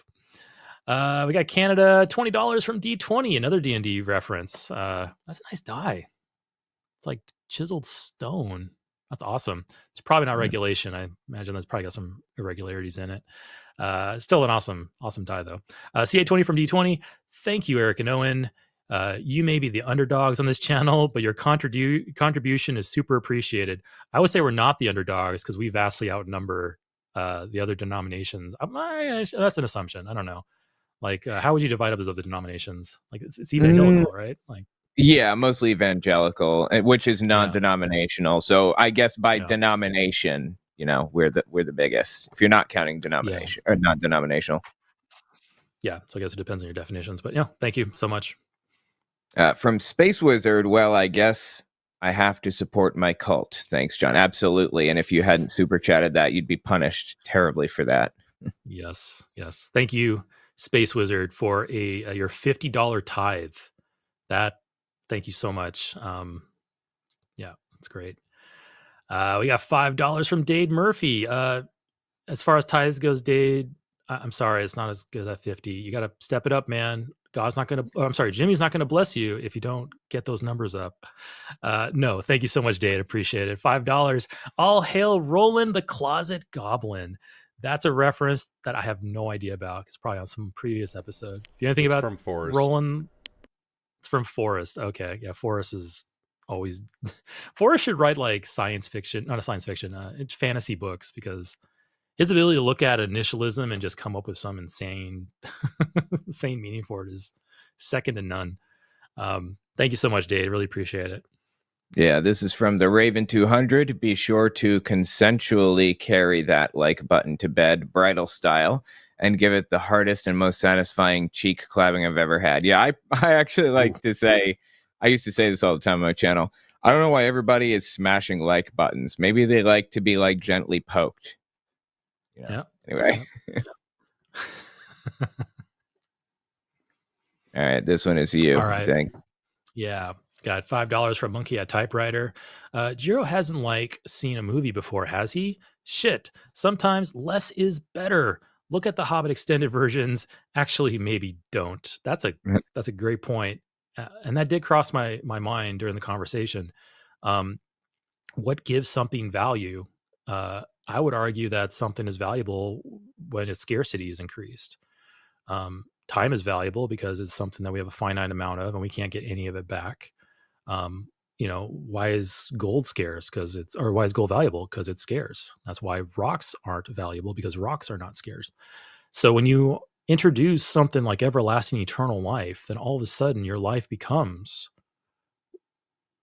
valueless with that argument, because you got infinite life ahead of you. What you do today doesn't matter. I could lay in bed all day today. Doesn't matter, because I have infinite days ahead of me. And so life kind of loses its I don't know, its specialness, I guess, in my opinion, at that point. Totally disagree. I just have I don't know why. Other people view it the same as you, a lot of people, but I don't know. I would live forever if I could, for sure. Man, I can see myself going insane. Like if I can't terminate it at some point in the future, I see myself going insane billions of years from now. And that would you know how many books have been written? I could read every one of them. That'd be great. It's true. Well, that's billion years from now. Like, it's just, I don't know. I would run out of things to do and I would probably go nuts. Yeah. But who knows? Yeah. Okay. Although, you know what? You go down the rabbit hole even further. If I did not have, because we assume we look at it like eternal life through the lens of the witnesses, where it's like, okay, you have perfect mind, perfect body, perfect memory, perfect recollection. If I didn't have perfect recollection and I could forget things, I would just be this perpetually changing being. The person I am now would be is completely different from the person I would be in a billion years from now. I would forget things. I'd probably even forget my own name at some point. So I would just be this perpetually changing entity that'd be an interesting like science fiction thing. Yeah, I don't think it'd be boring. Yeah. If I had perfect memory, I'd probably go nuts. We'll put that in there. Okay. All right. Is this me? I think it's you. Okay. $5 from Luke Osgard. Jiro is firmly in I have no mouth and I must scream territory with his position on eternal life. Yeah. I need to be a billionaire, but I don't think that's going to affect me actually being a billionaire in life. And yeah, just reality and emotions are two very different things. Even though we can feel like that they're linked, they are not really linked. Okay, this one's me. Lone Drow. I think a more accurate view is there is either a prescribed meaning or there is no prescribed meaning. You can still have your own meaning. Yeah, 100%. Yeah. I think the prescribed meaning is a good way to put it. If it's prescribed by something like a god, that's where Christians and religious folks come in and label that objective, which has arguments against that too, because if a god says, I think that this is meaning, that subject, the subject itself is God. It's not outside of a mind because it's God's mind. So yeah, we can go there too. But yeah, is it prescribed by something else outside of nature, outside of us? Who knows? I doubt it. $100 from Space Wizard, just because I can. I saw that donation earlier, Space Wizard. Thank you so much for your $100 tithe. You will get an extra week in eternal paradise. Yeah, I appreciate that. That is awesome. From Space Wizard, well, I do like this two guys. Okay, I'll take it. I'm just glad that you're here, and I really appreciate the super chats. Yeah, extra 2 weeks for you now, Space Wizard. You buy yourself 2 more weeks of eternity. Thank you so much. Okay, we have $10 from Josh Capshaw. Disfellowshipped in 2015, finally woke up fully in 2021. That's 6 years physically out, mentally in. Thanks for all that you both do. I love both your channels. Well, thank you, Josh, so much. 2021, I've a lot of people who deconvert, both witnesses and non-witnesses, deconverted because of COVID lockdown. Because once you're no longer compelled to go to the meetings every day, that social reinforcement's removed, and just your rational brain wakes up. And yeah, lots of people deconverted for that. I'm assuming that's probably the trajectory you took. But man, so great to have you out. And yeah, thanks a lot for the $10. Appreciate it. Absolutely. Is that all we got? Oh, $20 from Astro. Sadly, I missed the majority of the show, but I caught you as I'm catching up on assignments. Glad to see Owen mixing with other hosts here. You were one of the first channels I found a few years back when I was deconstructing. That's awesome. I'm glad to be here. Absolutely. Yeah, I think I first listened to your channel. I remember discovering your channel when I first bought this house. And I have memories of walking my dog up and down the street and like with my leaf blower blowing the street off while I have listening to your Telltale channel in my ears. That is wild, man. It's just wild to know like the effect that we have on society, you know? Yeah. Yeah, it's so crazy. Like you put something out there and you've obviously put out way more content than I have, but you put something out there and you don't know who's going to pick it up and just listen to it while they do the dishes and just like find an appreciation for it. It's like, it's crazy. It's the internet. It's beautiful. It is. Yeah. So, all right, we have $4.99 from Homespun Covers. Where in the Bible does it talk about angels being asexual and when they came down to mate with human women? Okay, so we went over that. We did, yeah, in the call. So in the Bible, everything is referred to the he, him with he, him pronoun. Anything like up in heaven, he, him. But yeah, the question really does come down to is are supernatural beings gendered? Do they have sex? Why do angels have sexual drive?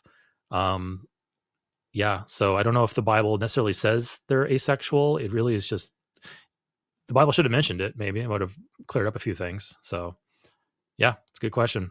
That'd probably be a fun thing to go into, like, exactly what is the support for sex and gender in the Bible for supernatural beings, and if there is such a thing. I got a feeling there's not really anything in there outside of the use of pronouns when referring to God and the angels. Yeah, agreed. Yeah.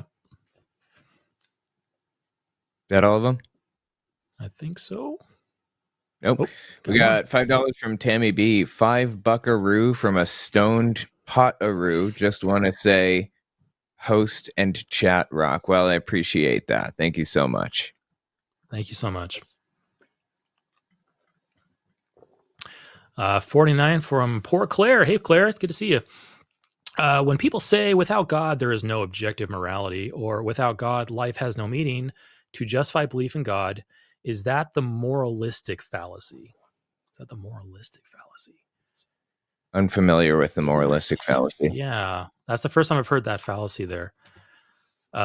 Without God, there is no objective morality, or without God, life has no meaning. This is the moralistic fallacy. Logical fallacy where someone assumes that something cannot be true or exist simply because it would have morally undesirable consequences.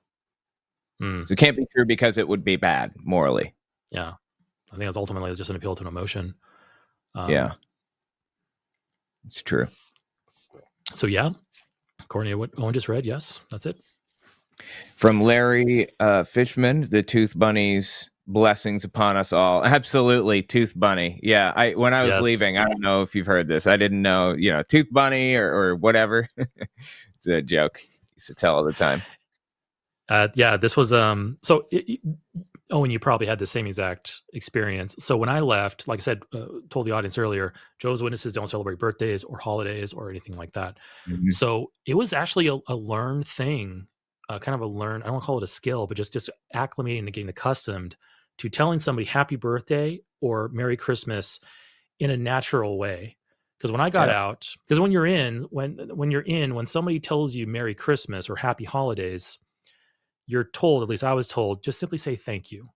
Appreciate the gesture, but don't return it because it's a pagan holiday. Yeah. So I was in the custom of saying just thank you and then leaving because I don't want to be an asshole. I want to be nice to these people that are being nice to me.